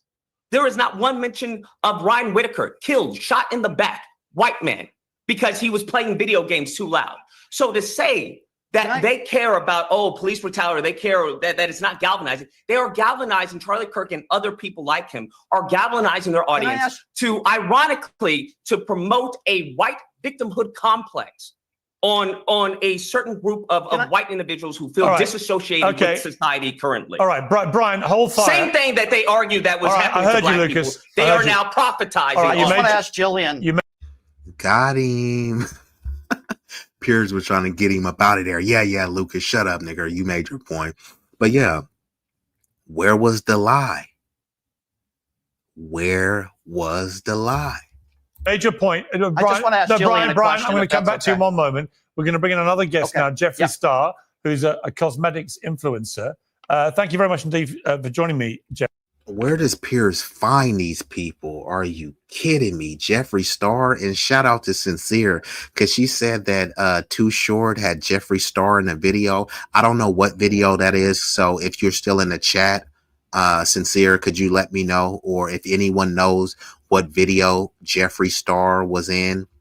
And it's crazy because Jeffree Star has a history of being anti-Black, and people like to talk about rap culture and its degeneracy. But then whenever they get an opportunity, they want to link up with rappers and be in rap videos and say, hey, I can't be Black. I'm friends with a rapper. Or Jeffree Star probably got his little bussy hole blown out by some DL rapper. So now I can't be racist, even though there's video proof of Jeffree dropping the N-bomb, but no, I can't be racist. But let's get into it.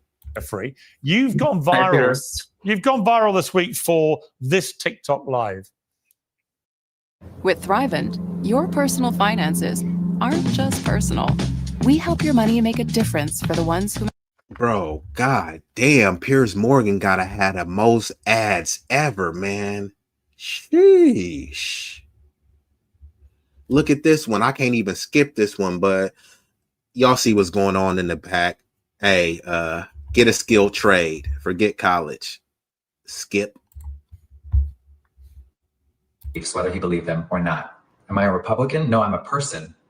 Because I'm standing up for someone that passed away, I'm now being called names in the chat. This is what's wrong with a lot of you people. You will never get far in life. You are sick in the head.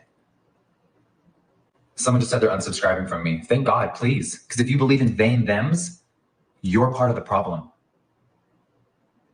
If you're so stupid enough to go against science, please unfollow me. Jeffrey, what happened to you as a consequence of that going viral? So about 100,000 people have unfollowed me this week for speaking about Charlie, the entire thing. I can't believe so many people in America are cheering and praising his death. It's honestly disgusting. So while I was live streaming, I found out about what happened in real time, and it was so...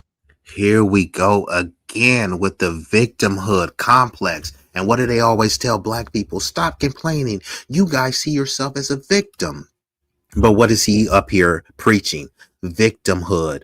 Okay, you lost 100,000 subs. Who cares? No one cares, right? Pull yourself up by your bootstraps. That's what happens, man. No one told you to go out there crashing out for Charlie Kirk. You went out there and the people have spoken. They said, oh man, we didn't know you was on this type time. Now that we do, we unsubbed. That's all it is. And then they just use these vague terms. Remember Riley earlier said, all of these Democratic officials are celebrating, but she couldn't name one. You said officials plural, and we only need one, and you didn't name one. Here's Jeffree Star. So many people are celebrating. What the hell does that mean?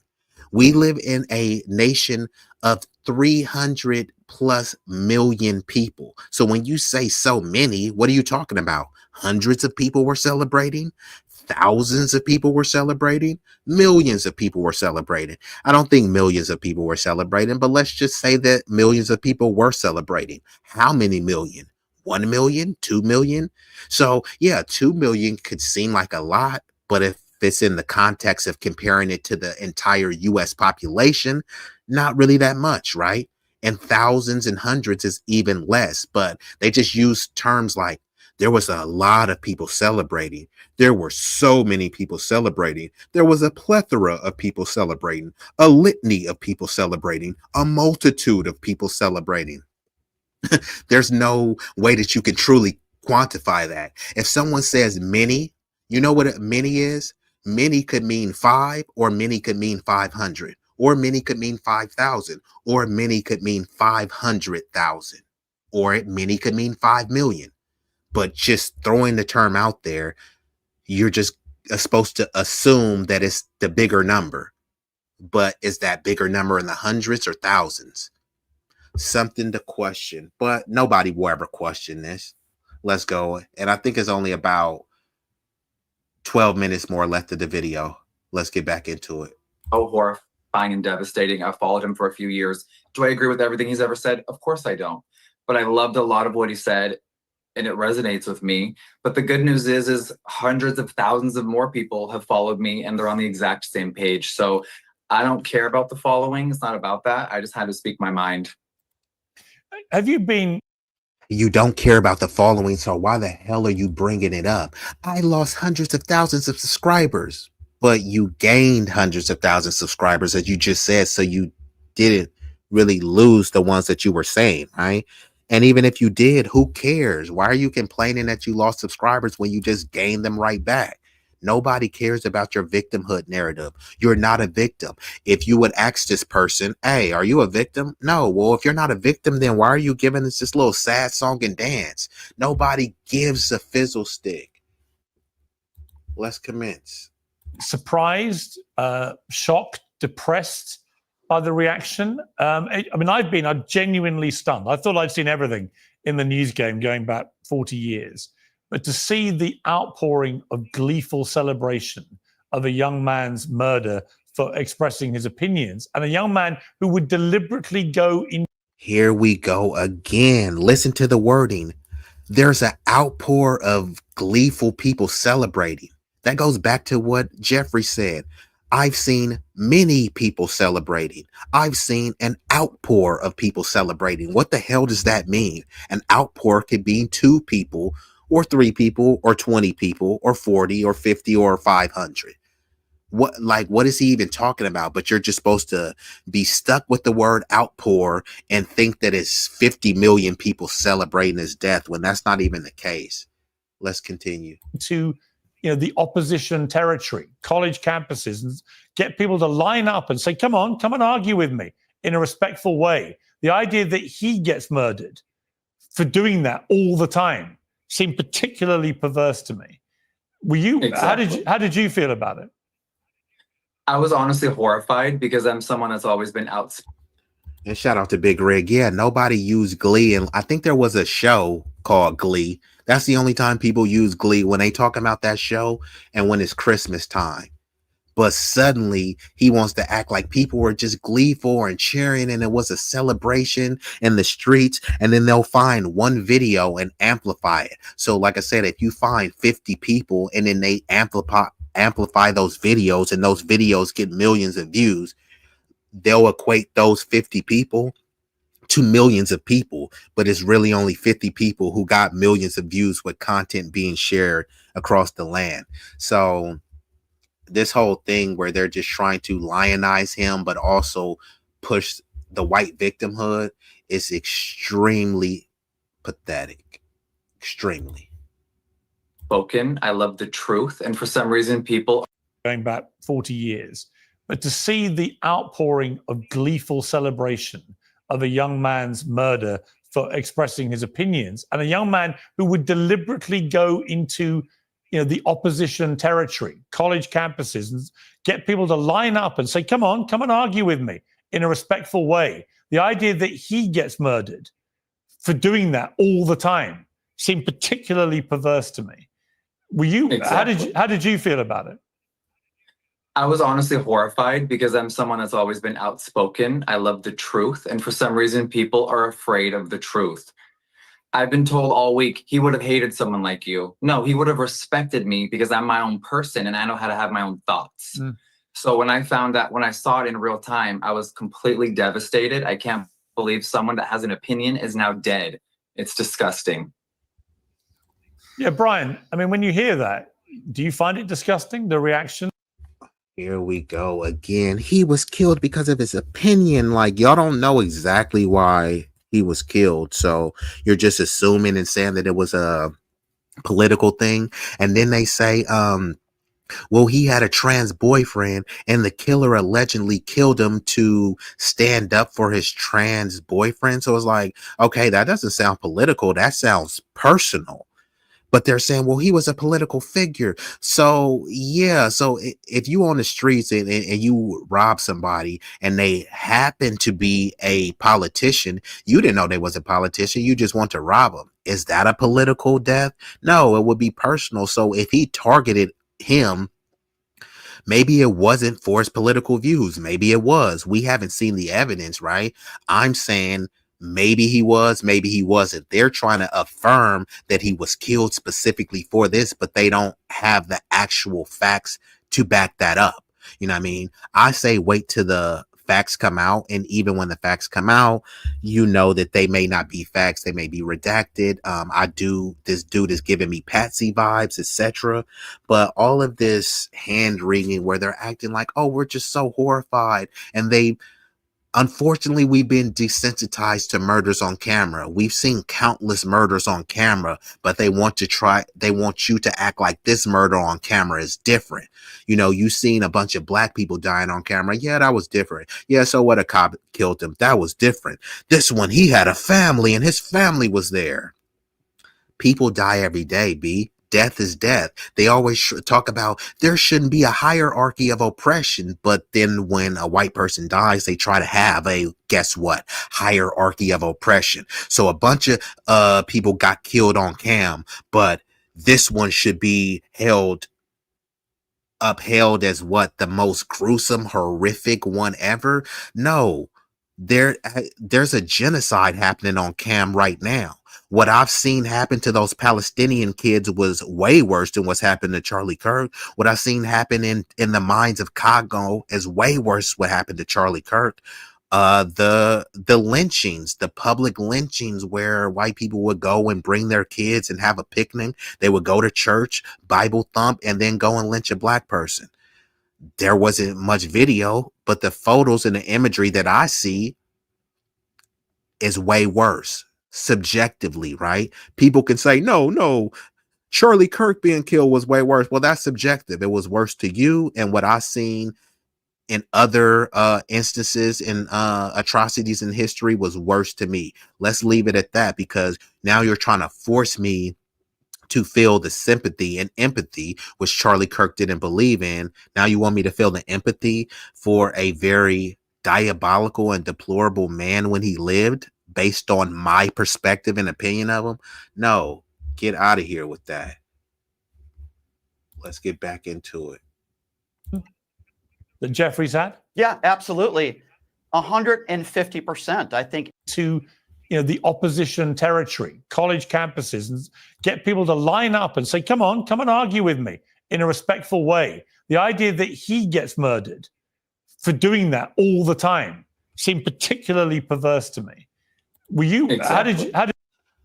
Oh yeah, citas, bonitas, señoritas. I remember that. That's my word. Now that I think about it, I may have vaguely remembered the imagery of Jeffree Star in that video, and that's wild, right? You want to be around the blacks, you want to be around the niggas, and then when there was a altercation, Jeffree Star, Jeffy Boy, was calling black women and black people niggers, not a nigga, not a GA, not to say that would be cool, but he was calling us the ERs, not the emergency roomers either. So yeah.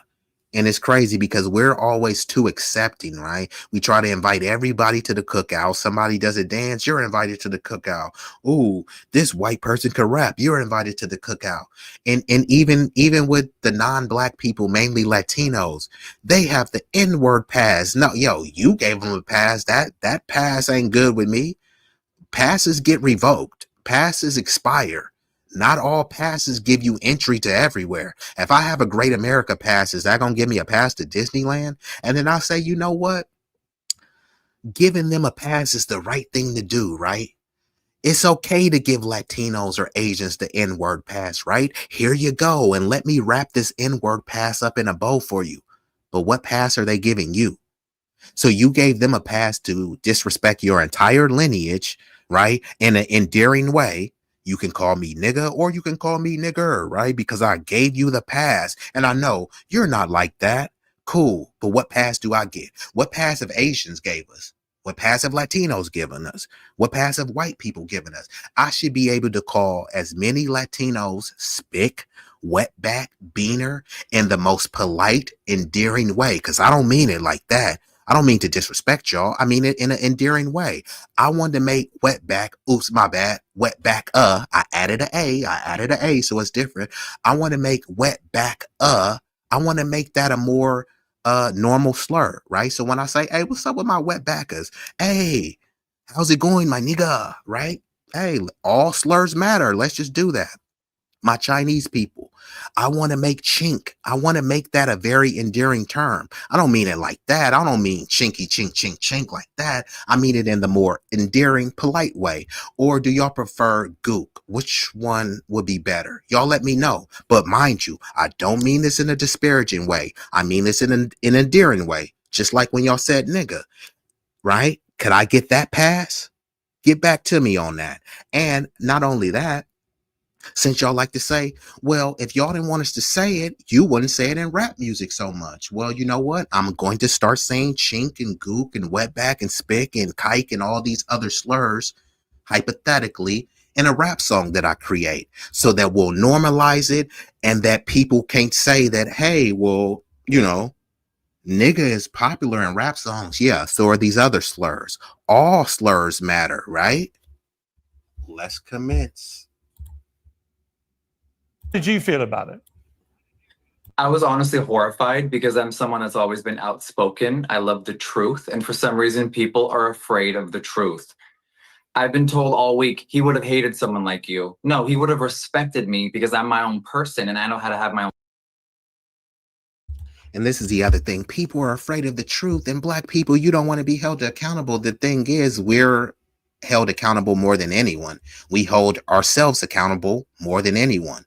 And then the truth, people will say it's the truth, but no, the truth needs to be challenged. The truth is absolute. So the truth doesn't bend or break. It's rock solid. So when this person is saying people are afraid of the truth, yeah, but Charlie wasn't telling the truth.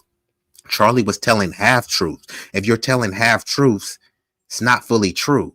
You know what I mean? It's can kind of be like a lie, right? If it's not the whole and complete truth, then it's not a fact. So you telling part of the truth is not a fact. That's what propaganda is, especially when you intentionally omit something and make things devoid of context. You are trying to be very cunning and deceitful, and I can't put that in the same basically the same light as someone telling an unequivocal, irrefutable fact. Thoughts. So when I saw it in real time, I was completely devastated. I can't believe someone that has an opinion is now dead. It's disgusting. Yeah, bro. Once again, someone that has an opinion is dead. Like anyone that Malcolm X had an opinion and was dead. Medgar Evers had an opinion. So there's plenty of people that were much more prominent, prolific, and profound than Charlie Kirk that had families, that had opinions, and they were shot dead as well. And even Jackie says this week a Black man was found hanging. And guess what? This person had broken limbs and they said nothing to see here. There was no foul play. Look, the number one people that self-delete themselves are white men. There is a growing number of Black men, just men in general, because it's a lot to bear in society. But I just can't fathom that a Black person who wanted to take his own life would do it in that form of lynching himself. And the number one gun deaths is self-deletion. So when they say gun control, most gun deaths come from self-deletion. So I think that people, and I'm not trying to psychoanalyze, but many people, when they do decide to make that decision, that seems to be the preferred method. And just with a Black person, it's just hard for me to fathom to say, you know what, I can't take it anymore on this earth. I'm going to go lynch myself at my college or a nearby college. Just something is fishy about it. But let's get back into it. Brian, I mean, when you hear that, do you find it disgusting, the reaction that Jeffrey's had? Yeah, absolutely. 150%. I think anybody who celebrates Charlie Kirk's death is absolutely disgusting. And I applaud you for, doing the right thing and being a good human being and saying this is horrible. Charlie Kirk didn't deserve this. I feel for his kids and his family. Doesn't mean we have to agree with everything Charlie Kirk stood for, which obviously I don't. But for the people that are attacking you on social media, I mean, I've gotten death threats as well. It's despicable, and I feel for you. We should be able to have a respectful dialogue about Charlie Kirk, and I would certainly welcome that with Jillian, and I have some questions for her if we have the time. Well, ask her now. You don't have to make feet content to pay for your trip. Just use Kayak. They search hundreds of sites to find great deals. Okay. Well, Jillian, hi, Jillian. I agree with you. I think respectful conversation and political discourse is good. It's one thing I have in common with Charlie Kirk. Here's what I would say, ask you about. The day Paul Pelosi was bludgeoned with a hammer, the day after that, Charlie Kirk went on his podcast. He made jokes about it. And on his show, he asked his listeners to donate to the person who tried to kill Paul Pelosi. Are you willing to admit that that's also wrong? Because Charlie Kirk did that on his show. If Charlie did that, I 100% agree with you. I haven't seen that. A lot of the stuff that I have seen and experienced with Charlie, he advocates consistently. See, this is the cop out. Oh, if Charlie had done that, I haven't seen that. Okay, we're telling you that he did do that, so speak on it. And I get the point where it's like, hey, I didn't see him do it, so I don't want to speak on something. Now we can pull up the footage in real time, and then you could respond to it. But what they do is they try to deflect and divert the point so that she gets to laud praise on him. That's fine that you can laud praise on him. You have the freedom to do so. It's just not everyone has to do that. Not everyone has the same sentiments as you. So when he points out a clear sign of his bigotry, she tries to deflect in her anecdotal experience. Hey, when I was around him, he was nice and he was loving and all this stuff. Yeah, you're a Botox Karen bimbo. Of course he's going to be nice to you. So this stuff is just, like I said, rambling and babbling and blathering incoherently. And I think M3 in the chat said emotionally incoherent. And that is spot on. So let's just rewind it a little bit back. Conversation and political discourse is good. It's one thing I have in common with Charlie Kirk. Here's what I would say, ask you about.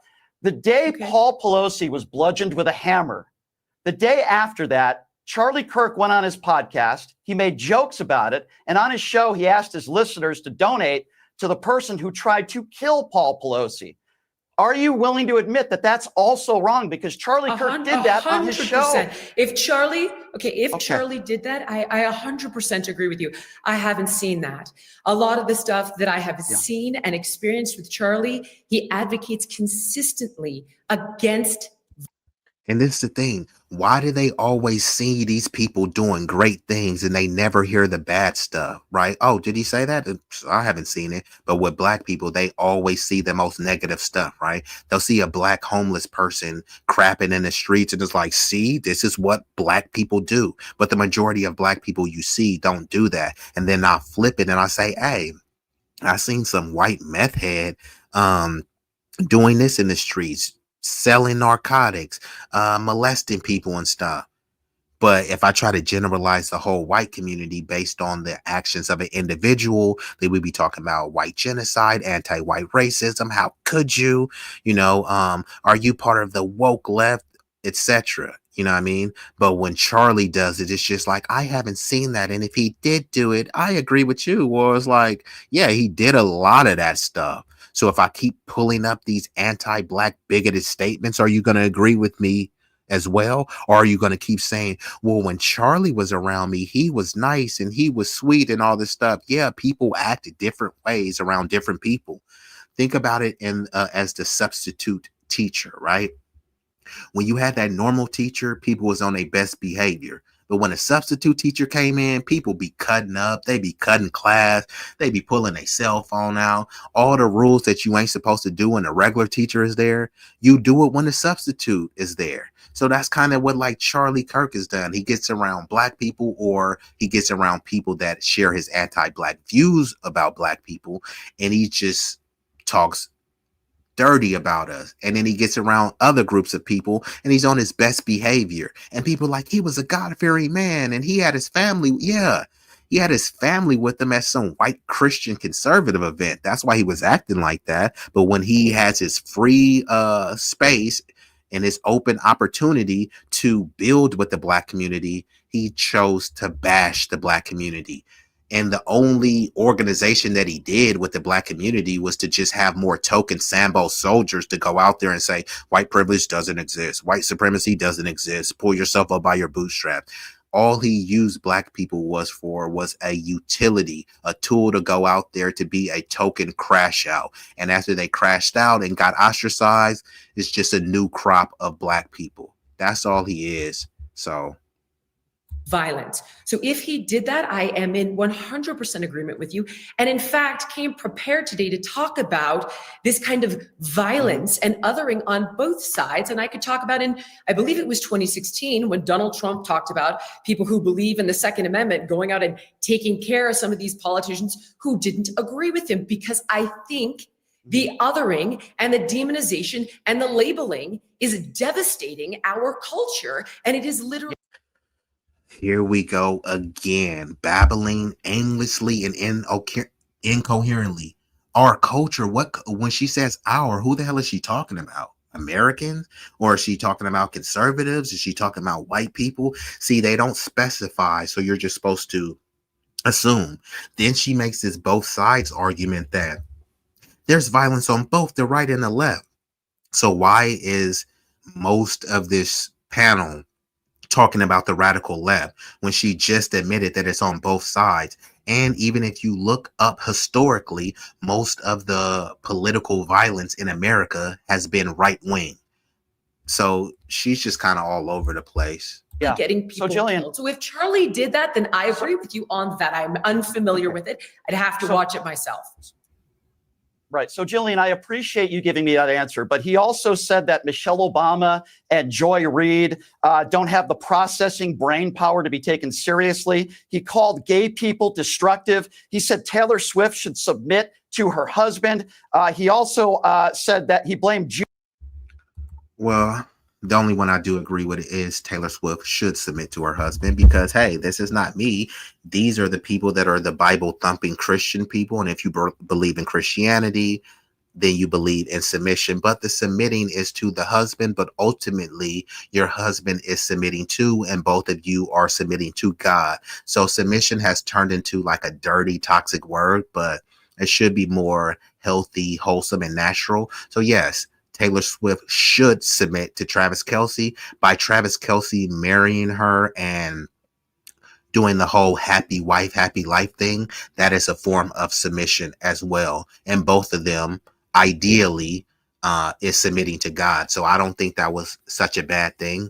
But all that other stuff that he said was definitely anti-Black. And do we think she's going to address any of that? Doubt it. Jewish money for ruining America.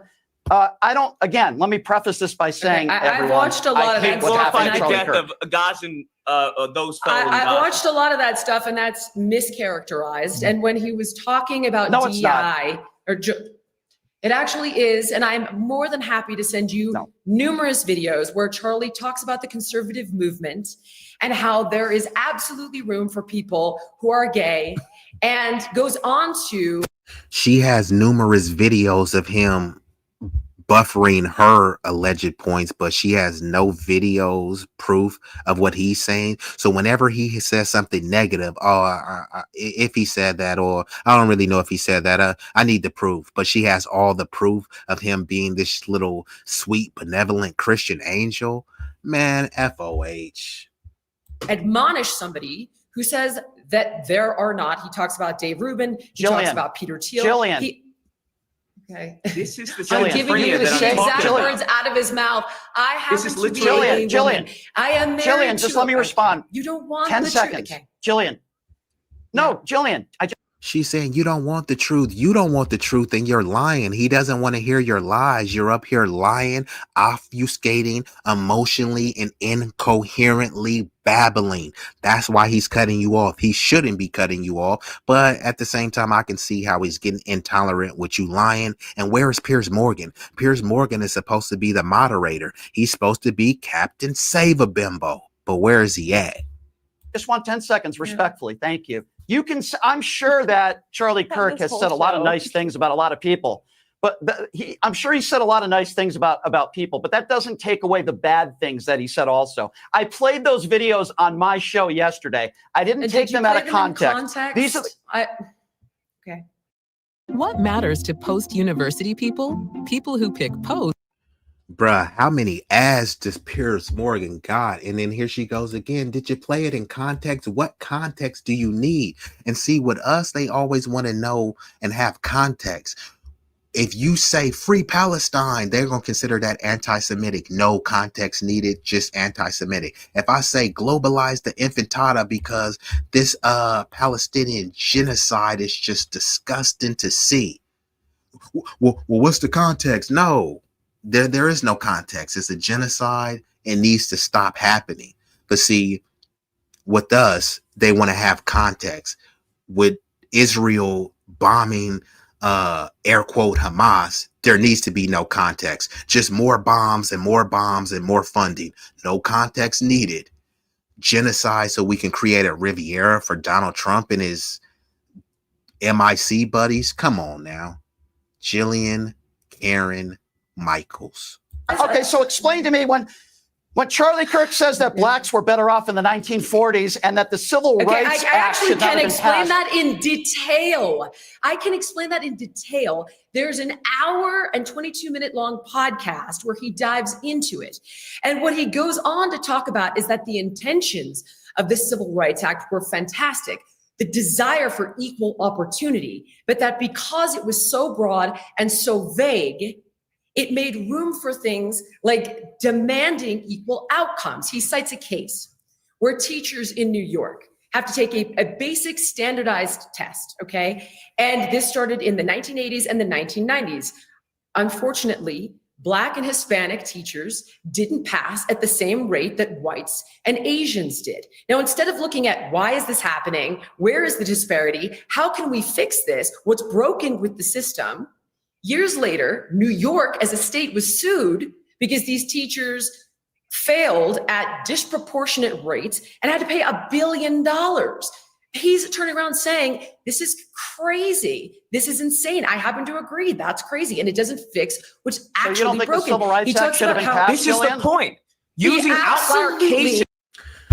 And I think Lucas is about to get into it. She's using an outlier case to just totally generalize and say, look, because of this case, DEI is bad. And then she's trying to say, oh, well, you know, the Black and Hispanic teachers or whatever, they didn't perform as well as the white and Asian teachers. But what they won't say is that those Asian kids are just blowing the whites out. So that's why the whites try to tether on to their accomplishments and then try to compare themselves to some Black inner city youth. And that's the whole issue as well. She talks about this, but they won't talk about any solutions. All they're saying is, she'll lay out this anecdote and say, yeah, but we don't want DEI. The most beneficiaries of DEI are white women. So they're railing against something that they mainly benefit from. They get all the benefits and then they say, this is bad. No more affirmative action. Guess who benefited the most from affirmative action? White women. And then guess who benefits after that? Non-Black people, because they framed as minority. So you can be a white trans person and then guess what? You're a minority. You can be a white dude that breaks his leg and now you're handicapped. So now you're disabled. So now you're a minority. You can just got here and you can be from the Prince of Zamunda and you're a Nigerian immigrant. And as an immigrant, you apply to affirmative action. So affirmative action was supposed to be for specific redress towards Black American Negro freedmen. But instead, it turned into an all lives matter, all marginalized groups matter, all minorities matter. And all that does is just leave us at the bottom. And people know this stuff, right? Because they say that we're these low IQ, savage monkey thugs. Fine. Then that means you should already know all this stuff. Why do you have to learn from a thuggish monkey, right? You should already know this stuff. So the whole, well, DEI is bad and all this other stuff. Yeah, I mean, most DEI benefits your community. So it's pretty laughable that they extract all the resources from DEI and now they want to demonize it. But, you know, this is in typical American fashion. And not only that, when he brought up the Charlie Kirk tweet, she's going out of her way to try to rationalize and no, there's context and, but when Charlie Kirk is talking about Black people, he never has Black people around. He's always talking about Black people to white people. But I see this all the time. I see this all the time on YouTube. It'd be a bunch of Black panels talking about Black issues and then inviting non-Black people up there to give their opinion. But on the flip side, where are the Latino panels that are just talking about Latino issues? Where are the Asian panels that are exclusively talking about Asian issues? Where are the white panels that are exclusively talking about white issues? And when there is a white panel, guess what they're talking about? Black people. So these people are very desperate and extremely obsessed. So Charlie Kirk is not providing any solutions to the Black community. So he is, there's no reason for anyone to take advice from him. These people live in lily white segregated enclaves and they're talking about, what about Oakland? Bro, you live in Wyoming. Why are you talking about Oakland? Why are you talking about Chicago? You live in Utah. Why are you talking about St. Louis? Because it was so broad and so vague, it made room for things like demanding equal outcomes. He cites a case where teachers in New York have to take a basic standardized test, okay? And this started in the 1980s and the 1990s. Unfortunately, Black and Hispanic teachers didn't pass at the same rate that whites and Asians did. Now, instead of looking at why is this happening, where is the disparity, how can we fix this, what's broken with the system, years later, New York as a state was sued because these teachers failed at disproportionate rates and had to pay $1 billion. He's turning around saying, this is crazy. This is insane. I happen to agree. That's crazy. And it doesn't fix what's actually broken. Civil Rights Act should have been passed? This is the point. Using outlier cases to paint a broad spectrum of a group of people.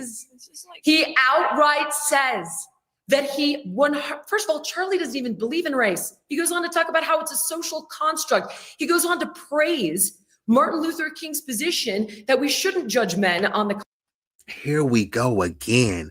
Charlie doesn't believe in race, but he's always talking about black on black crime and black fatherless homes, black degeneracy, black this, black that, but he doesn't believe in race. So why have you ever heard people say American on American crime, liberal on liberal crime, lefty on lefty crime, Christian on atheist crime? You don't hear that, but you do hear black on black crime.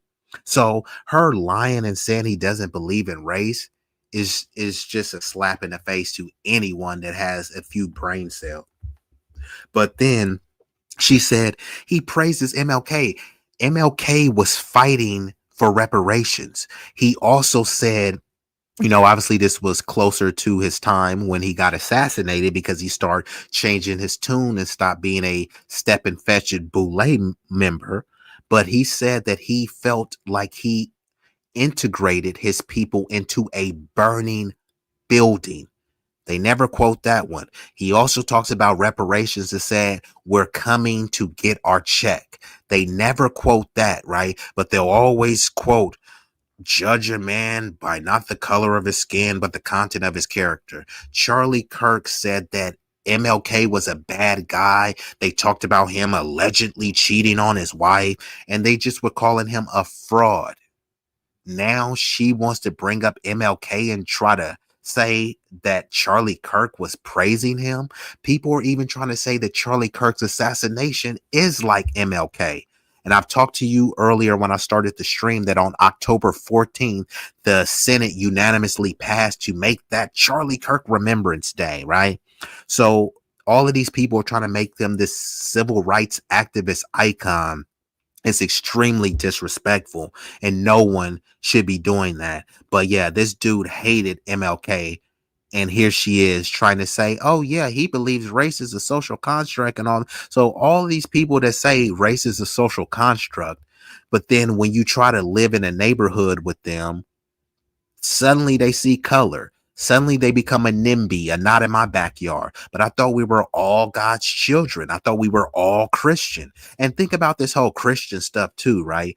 The churches are super segregated. Why is there a black church? Why is there an Asian church or a white church? Why is there not a Christian church where we all go together? I'm not talking about a couple token whites at the black church or a couple token blacks at the white church. Why is there not a multicultural church everywhere in every state? Because we know this country was built on race. Every ethnic and racial group is for self. We have been the only group trying to be the quintessential all lives matter apparatus, but all these other groups have given us is they ass to kiss. And think about this too. People be, you know, Bible thumping hard, Christian this, Jesus that, God this. Okay, if people are going to heaven, and suddenly when you get to heaven, because people be anti-black and racist on earth. So when you go to heaven, are you still going to be bigoted? Are you still going to be anti-black? No, I'm going to behave in heaven. So if you going to go to heaven and not be bigoted, anti-black, then why the hell are you an anti-black racist on earth? Does that make any sense? If you think that we're going to go to heaven and be living in a utopia, right? There won't be any redlining in heaven, right? We're all be God's children, free to roam and free to love each other. So if you know that that's going to be the case in heaven, and you hypothetically believe that you're going to heaven, and y'all think Charlie Kirk is going to heaven, well, there's going to be a lot of black people in heaven. So what is Charlie Kirk gonna say that they got into heaven because of DEI? You're only in heaven because of affirmative action. Or is Charlie Kirk gonna get his act right together and be this angelic, most purest, benevolent being in heaven? And if he's gonna be that, why the hell should it take heaven for him to get his act right? Him or any other bigot that's walking the face of the earth? Ask yourself that. Ask your family that. Get back to me with the answer. Color of their skin, but on the You mean the same Martin Luther King who he vilified? Do you know what he What are we vilified talking him over? about? This is the let hypocrisy me I'm answer talking you. Let me answer you. Let me answer you. Actually, Also, is this the same What Jeffree he Star that said the criticized- N-word let and me called black women answer you. nappy-headed? You don't want the I know answer. this can't be the same Jeffree Star. Let me answer I've you. never said about that. MLK. Please stop lying. You don't. We literally want have it on the video. That's all they've answer. done this whole His show. top I've never said that. Please stop lying. And shout out to Lucas. He said there's video proof. And I think if you look at any of y'all can just type in Jeffree Star saying the N-word. Jeffree Star had a video, had to address the racism. So like I said, in Too Short's video, on citas, bonitas, senoritas. And then after that's calling people nigger. You see what I'm saying? We invite you to the cookout. You have a great time. You dance. You all in the videos, eating the ribs, eating the potato salad that don't got raisins in it, eating the corn on the cob. And then after that, you still call us nigger. Let's commence. Let me rewind it a little bit back. And it looked like it's only 5 more minutes of this video. So I'll rewind it slightly back. says that first of all, Charlie doesn't even believe in race. He goes on to talk about how it's a social construct. He goes on to praise Martin Luther King's position that we shouldn't judge men on the color of their skin, but on the quality You mean the same of their Martin Luther King character. who he vilified? Do you know what he What are we vilified talking him about? over? This Can is I- the can I- hypocrisy let I'm me talking answer you. about. Let me answer you. Let me answer you. Actually. Also, is this the same What he Jeffree Star that said the criticized- N-word Let me and called black women answer you. nappy-headed? You don't want the I know answer. this can't be the same Jeffree Star. Let me answer I've you. never said about that. MLK. Please stop lying. You don't. We literally want have it on the video. That's all they've answer. done this whole His show. top Jeffree. criticism of MLK. He this is literally just actually made the most that up. interesting. Oh my god. Google it. His top. I hear what you're saying, criticism of Jillian. MLK. I absolutely understand what you're saying. You and I don't. would Let argue that me it's tell you permissible. his top criticism. His top criticism. How are you is going to that tell he's me the what first- he said? We've seen what he said. I'm very familiar Clearly with you Charlie Kirk. I was a part of haven't. Turning. Clearly I you was literally a haven't. part of Turning Point USA at one Clearly- point. So I'm very familiar Okay, with it. so tell me But the what problem did is he- the what were his scrutiny. top- The what were his top scrutiny that. criticisms? Oh, I paused it. Pause right at the right moment. And like Ashura said, hold on, man. Hold on. I'm gonna take words from Ashura. This Piers Morgan with those ads, man. Come on. What if bruh. you could do all your SEO in one tab? But people don't know Lucas used to be part of Turning Point USA. I don't know if he was like an official like spokesperson or something like that, but I know he was a part of Turning Point USA. So he has more experience than Jillian Michaels. Jillian Michaels is only speaking from the standpoint that Charlie Kirk was her bigoted bestie.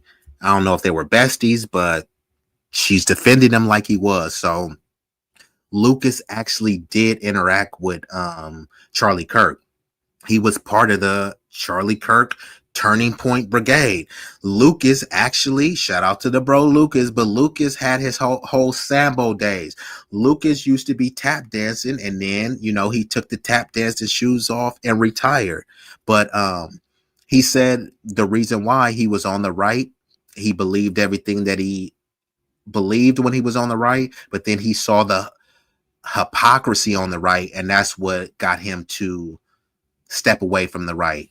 Some people think that he's a Democrat shill. He said that he's politically independent, but he did have interactions with Charlie Kirk in Turning Point USA.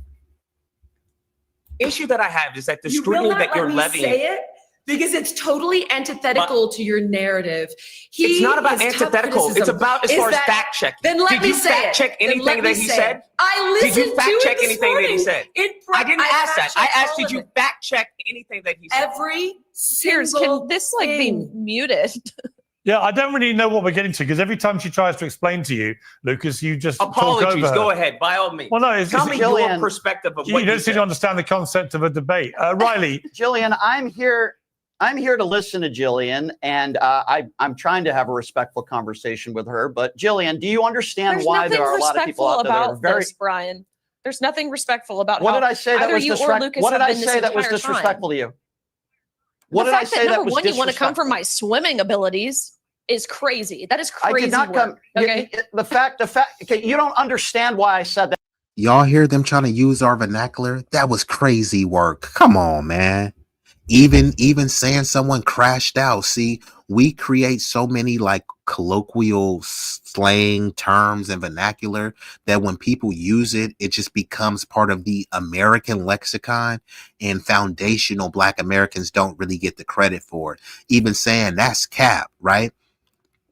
You know, all of that stuff. You hear people saying that all the time. Man, this hit's different. You know what I mean? So and so on this type time. It's just random stuff that we come up with that's just part of English language, but we phrase it a certain way. Man, that's lit. Like this dope, right? It may be a word where it's like, you didn't invent the word dope. No, but we invented the way that it's used and the context that it's used. We didn't invent the word cap, but we invented it to mean that you lying. Man, stop capping. You know what I mean? Stop jawsing. You know what I mean? Stop sigging. You know, we got all sorts of phrases depending on where you're located geographically. But here comes Riley Gaines talking about, oh, you guys have been disrespectful this whole time. But mind you, she was throwing her insults as well, calling the dude, saying that he was a little kid and stuff. So here comes the Karen splaining right now. You're not a victim, Riley. You know, and if you have been disrespected, you can blame Piers Morgan. Piers Morgan has been horrible at moderating. I know, man, Piers Morgan, he got that Captain Save-A-Bimbo cape on, but that cape is getting ripped and torn to shreds. And I'm going to try to explain it to you again. The reason why people know who you are is not because of your swimming. I'm sure you were a great swimmer. Brian, it's because you're on TV attacking transgenders. I did not want to be doing this. This is not where I want to be. You don't accept money for making speeches? Okay. Like, you don't not accept where money I to asked make be, speeches? But it's people like you. Here she goes lying again. This is not what I asked to be. This is not where I wanted to be. And like he's saying, man, like, you don't accept money for speeches. No one is forcing her to take that money. When she's saying, this is not where I want to be, or this is not where I asked to be, she is flat out lying. They're coming to her and saying, hey, look, we'll pay you X amount of dollars to speak at X amount of schools on this day, on that day. Instead of her saying, no, this is not for me, I didn't ask for this, and rejecting the money, guess what she does? She takes the money and runs straight to the bank. You know what I mean? She don't swim to the bank. She doing the money dance to the bank and saying, I didn't ask for this, as she's cashing the check. You think that she's going to the teller crying, what do you want to do with this check? I didn't ask for this. Like, come on, man. FOH. You know how much money it costs that continue to get into give these me a conversations, platform. Brian? It's not even the words that I'm saying; it's the words that you're saying that give people like me, So somebody sane, forced you. common sense, All right, normal understood. people. I a do platform. find, Brian, I do find your line of attack on Riley utterly inexplicable because she did not. I disagree. She did not create the situation. She lost a. Here he goes again. There he goes. That's the Piers Morgan I know. Captain Save a Biznatch. So here he comes again saying, you were utterly disrespectful to Riley, but he won't say that the women were disrespectful to the men because he's trying to create this gender war dynamic. And of course, he has the Karen dynamic. And of course, he has the Black Brute which would be Lucas and Shapiro, who would be like the race trader, and here comes Piers Morgan to save the day. Dun dun dun dun. Come on, man. Actually, now that I said that, I gotta hit Piers Morgan with one of these. Piers Morgan, are you kidding me, bruh? Piers, bro. Hey, bro, come on now, dog. Come on, man.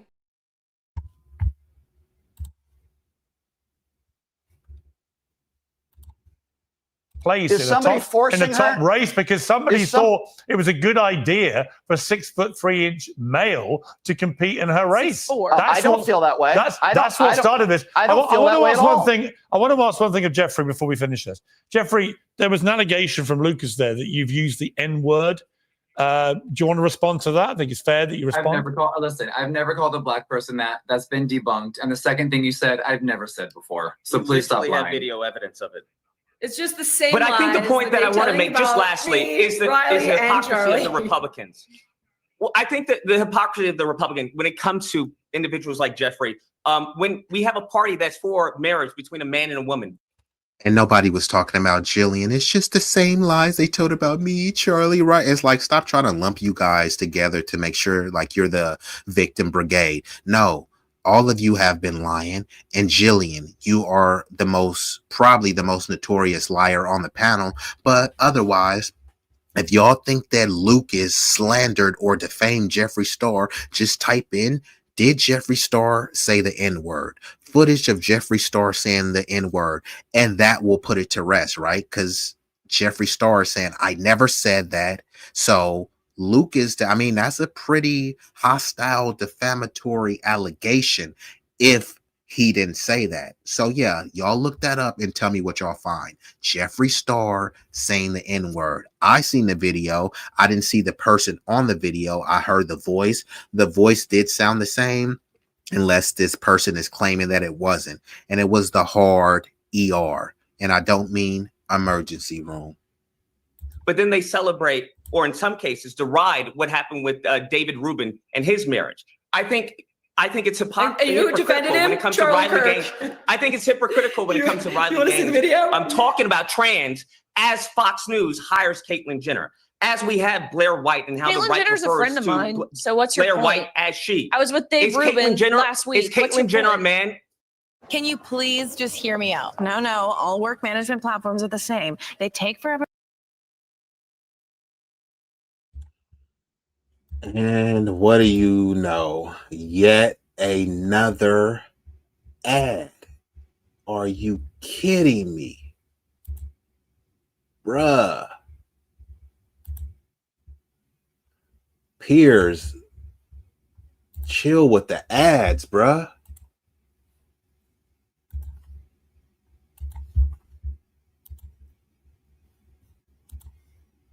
And I will not use she, her pronouns. This and is guess what I'm talking Caitlyn about says as to far me, as using. I don't need you to You're use using she, her tokens. pronouns when This is what talking the about right me does. because Whether I don't it's need black you tokens, to affirm whether me. it's I trans do what I tokens, do because I'm this is the affirming issue. myself. I don't need someone else to affirm the life How do that I you live. how That's do you what Caitlyn affirm says yourself? to me. How do you talk about as far as the trans issue, as far as men going to the women's bathroom while befriending someone who is literally a part of that problem?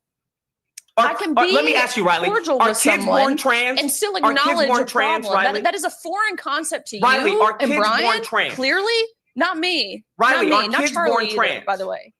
Are Not Charlie kids either. born trans, Riley? Can I just say, Are kids born trans? Can I just have 20 seconds? Can I just have 20 seconds just to say one quick thing? You've had the whole show, Brian and Lucas. Y'all talked the entire time. Okay, excuse me. Apologies. Excuse me. I care Release about that kids. Seinfeld. I care about women. Riley, I'm willing to believe that your heart is in the right place. Okay. I also This is such baloney. can I just You're finish so my 20-second condescending. statement? You talk about misogyny. Okay. You are the most I stand condescending, with women. mansplaining individual. Here we go again. Weren't they just whining about, oh, all you do is call people names? And what is she doing? Calling him a name and insulting him, trying to emasculate him. So, and like Lucas' earlier point, he's tired and sick of the hypocrisy on the right. These women were acting like these little helpless Victorian Karen virgins that are just so dainty and being attacked by these brutes and savages. But no, they're out there. This is a mud slinging contest, and they're slinging mud too. They're not just sitting there. Oh my God, they're throwing mud. Nah, y'all was throwing mud back. Oh, it's a food fight in the cafeteria, and so hit me with a corn dog. Yeah, but you threw some Jello and spaghetti at him. So what are we really talking about here? Let's commence so we can shut her down. I'm gonna rewind it back slightly, and like Sincere says, yeah, Jeffrey been on mute ever since Lucas was like, yeah, I ain't trying to hear from you. You calling black people nigger and stuff. Oh, I've never said that. Okay, so this video proof is what? Don't believe your lying eyes? Ooh, Are and kids Brian, born trans? clearly, not me. Riley, not me. are Not kids Charlie born either, trans? by the way. Are Not Charlie kids either. born trans, Riley? Can I just Are say, kids born trans? can I just have 20 seconds? Can I just have you know 20 what? seconds just to say one quick thing? But You've if had it's the as long whole as it's show, 20 Brian I appreciate and it. Lucas. As long as Y'all it's 20 talked the seconds. entire I want to take the time to say follow Sincere. Sincere has been solid. You know, she be sharing me out and she be doing her own streams. I don't know her schedule. Sometimes it may be impromptu, kind of like mine's, but you know, it's definitely going to be a good time. So I'm here for a long time. Sincere is here for a good time. I'm talking about content, of course. Shout out to Sincere. And like she said, see, mansplaining was a dog whistle to white feminism. Yeah, because what are they doing? Karen-splaining. And this is why Piers Morgan set this up to be this kind of gender war dynamic. You know, they got the Black Brute and Lucas, they got the race traitor and Shapiro, and they have these, oh my God, these just angelic Karens on here, and you better not raise your voice at them, and you better not insult them, but they can insult you. No, FOH. And listen to the lovely Jackie Gaines. Subscribe to the channel, set your notification bell, because like I said, I am working on a schedule. You know, I do have some time constraints right now, so I have to figure out which day, which time is going to work for me, since my time and schedule is fluctuating. Haven't been able to fully settle on what time I will be, but if you click the notification bell, whether I go live early or late, you will be tuned. I do open panels. I touch on various content, social issues, political, sports. I try to give y'all, when y'all come over here, you're gonna get a gumbo pot. What's gumbo? A little bit of everything.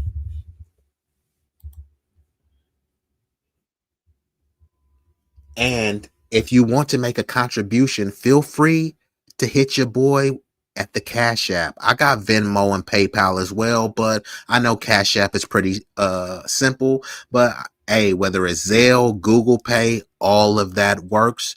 And, you know, feel free, if you like what I'm saying, make a contribution. It can be $5, it can be $50, it can be $500 or $5,000. Whatever amount is greatly appreciated. And this is just a contribution. You know, when you drink in that Starbucks latte or Frappuccino, you paid $10 for, $12. You probably shouldn't have been drinking that because you're on a diet. So that didn't provide you no necessary value. But when you tune in here, you getting an unadulterated, uncensored, unfiltered version of this ism. And that's worth much more than a nasty burger from McDonald's or a Starbucks Frappuccino. I'm just saying. So if you want to make a contribution, it will be greatly appreciated. But let's finish out this video. Okay, excuse me. Apologies. Excuse me. I care Release about that kids. file. I care about women. Riley, I'm willing to believe that your heart is in This the is right such place. baloney. Okay. I also such baloney. can I just finish my 20-second statement? You talk about misogyny. Okay. You are the most I stand condescending, with women. mansplaining individual. Just cannot. I'm condescending, and you support the guy who bragged about grabbing women by the genitals. Okay, you know what? We began this debate What I by was- talking about the importance of trying to all come together and have some unity and public discourse back to how it should be, and we've ended up as a squabbling barnyard. I'm going to leave it there. I thank you all for your contributions. Thank you very much. Piers out of pocket for that. Oh, we ended up as a squabbling barnyard. Yeah, because that's what you wanted, Piers. That's what you wanted. You wanted the drama. You wanted to people be squabbling and squawking at each other. So for him to try to act like he wanted anything other than a sugar honey iced tea show, come on, man. Stop with the goofy stuff, Piers Morgan. And like Jackie said, I can't stand Piers Morgan. Me either, because Piers Morgan is just a little liar. He acts like, hey, I'm just over here doing the righteous thing so that we can have conversations. And, you know, we just want to get to the bottom of things and have unity. What did Piers Morgan say that was unifying? When he was moderating, did it sound like he was trying to bring people together? It just sounds like he was trying to save the Karens and demonize the men on the panel. So Piers Morgan is a joke. He is a political stooge of a pundit, and he's not smart. Like, these people are supposedly the high IQs, but when you have anybody that comes in there with a scintilla of intellect and eloquence, they get utterly and thoroughly destroyed and dismantled, just like Lucas did. So shout out to my bro Lucas. He goes by the Amazing Lucas if you want to look him up.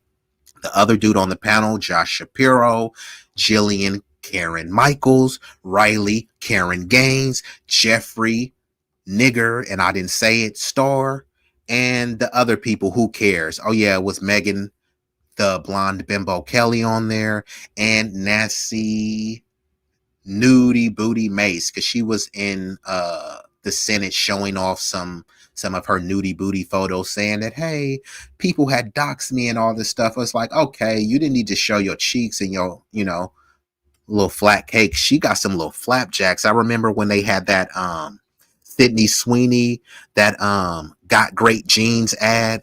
Nancy Mace tried to take a photo and show her little cakes, and man, them cakes look like a pancake that had been rolled over with a steamroller. And look, they say little booties matter. I say flat pancake booties matter. Not to me, but they do matter to somebody. But thank you for everyone that's come through. This has been a fruitful stream. I'm gonna get ready to shut her down, you know, because I've been on here a few hours, and who knows, I may do a double header and pop back up here. But I know check out the other people I told you. I know Sincere may be going live. Big Rig is going live later around 9:30, 10. So yeah, man, I'm going to keep hitting y'all with this substantive content, with this powerful content. I appreciate everybody that came through. Ashura came through. Rush came through. The lovely, sensational Sincere came through. The exquisite, enchanting Sunlight came through. The ravishing Jackie Gaines came through. John Sinatra, one of the illest and the realest. Travion, the big dog, the Brody, he came through. Big Rig Slaps, you know, Big Rigger was in the building. M3 came through. Shout out to Knowledge and Relationships. Go subscribe to that channel. Get you some good enlightening content. Braxton, how could I forget Braxton, the Snake Fiend? Braxton, my homie from Louisiana. Whoa, they Red 6 was in the building.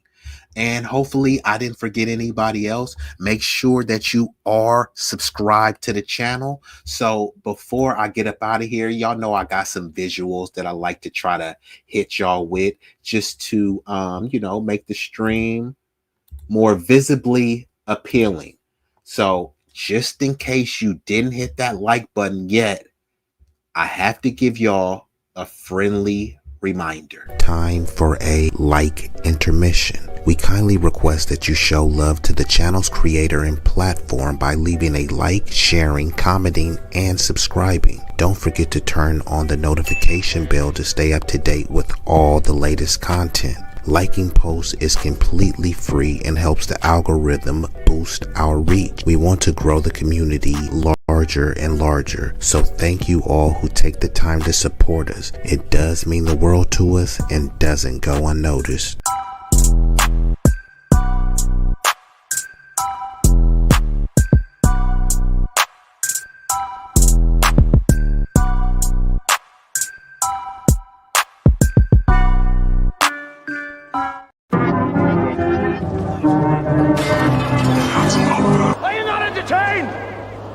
Are you not entertained? Is this not why you are here? Follow. Be easy. You know you want to. Please take the time to follow B-Eazy That Dude on Instagram. Your support is appreciated and doesn't go unnoticed.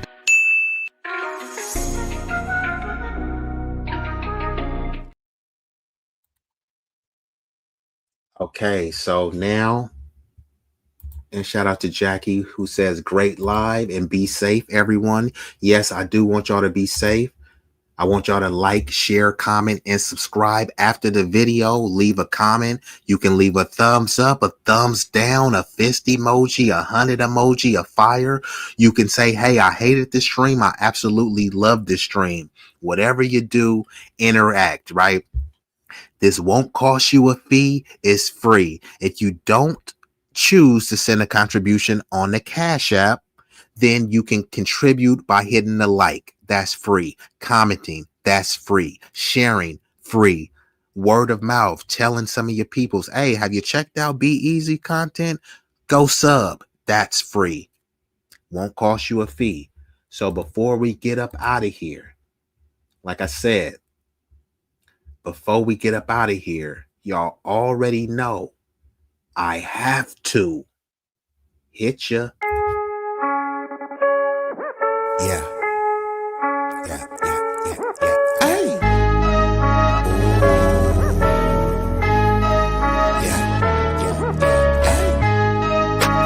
B-Eazy That Dude,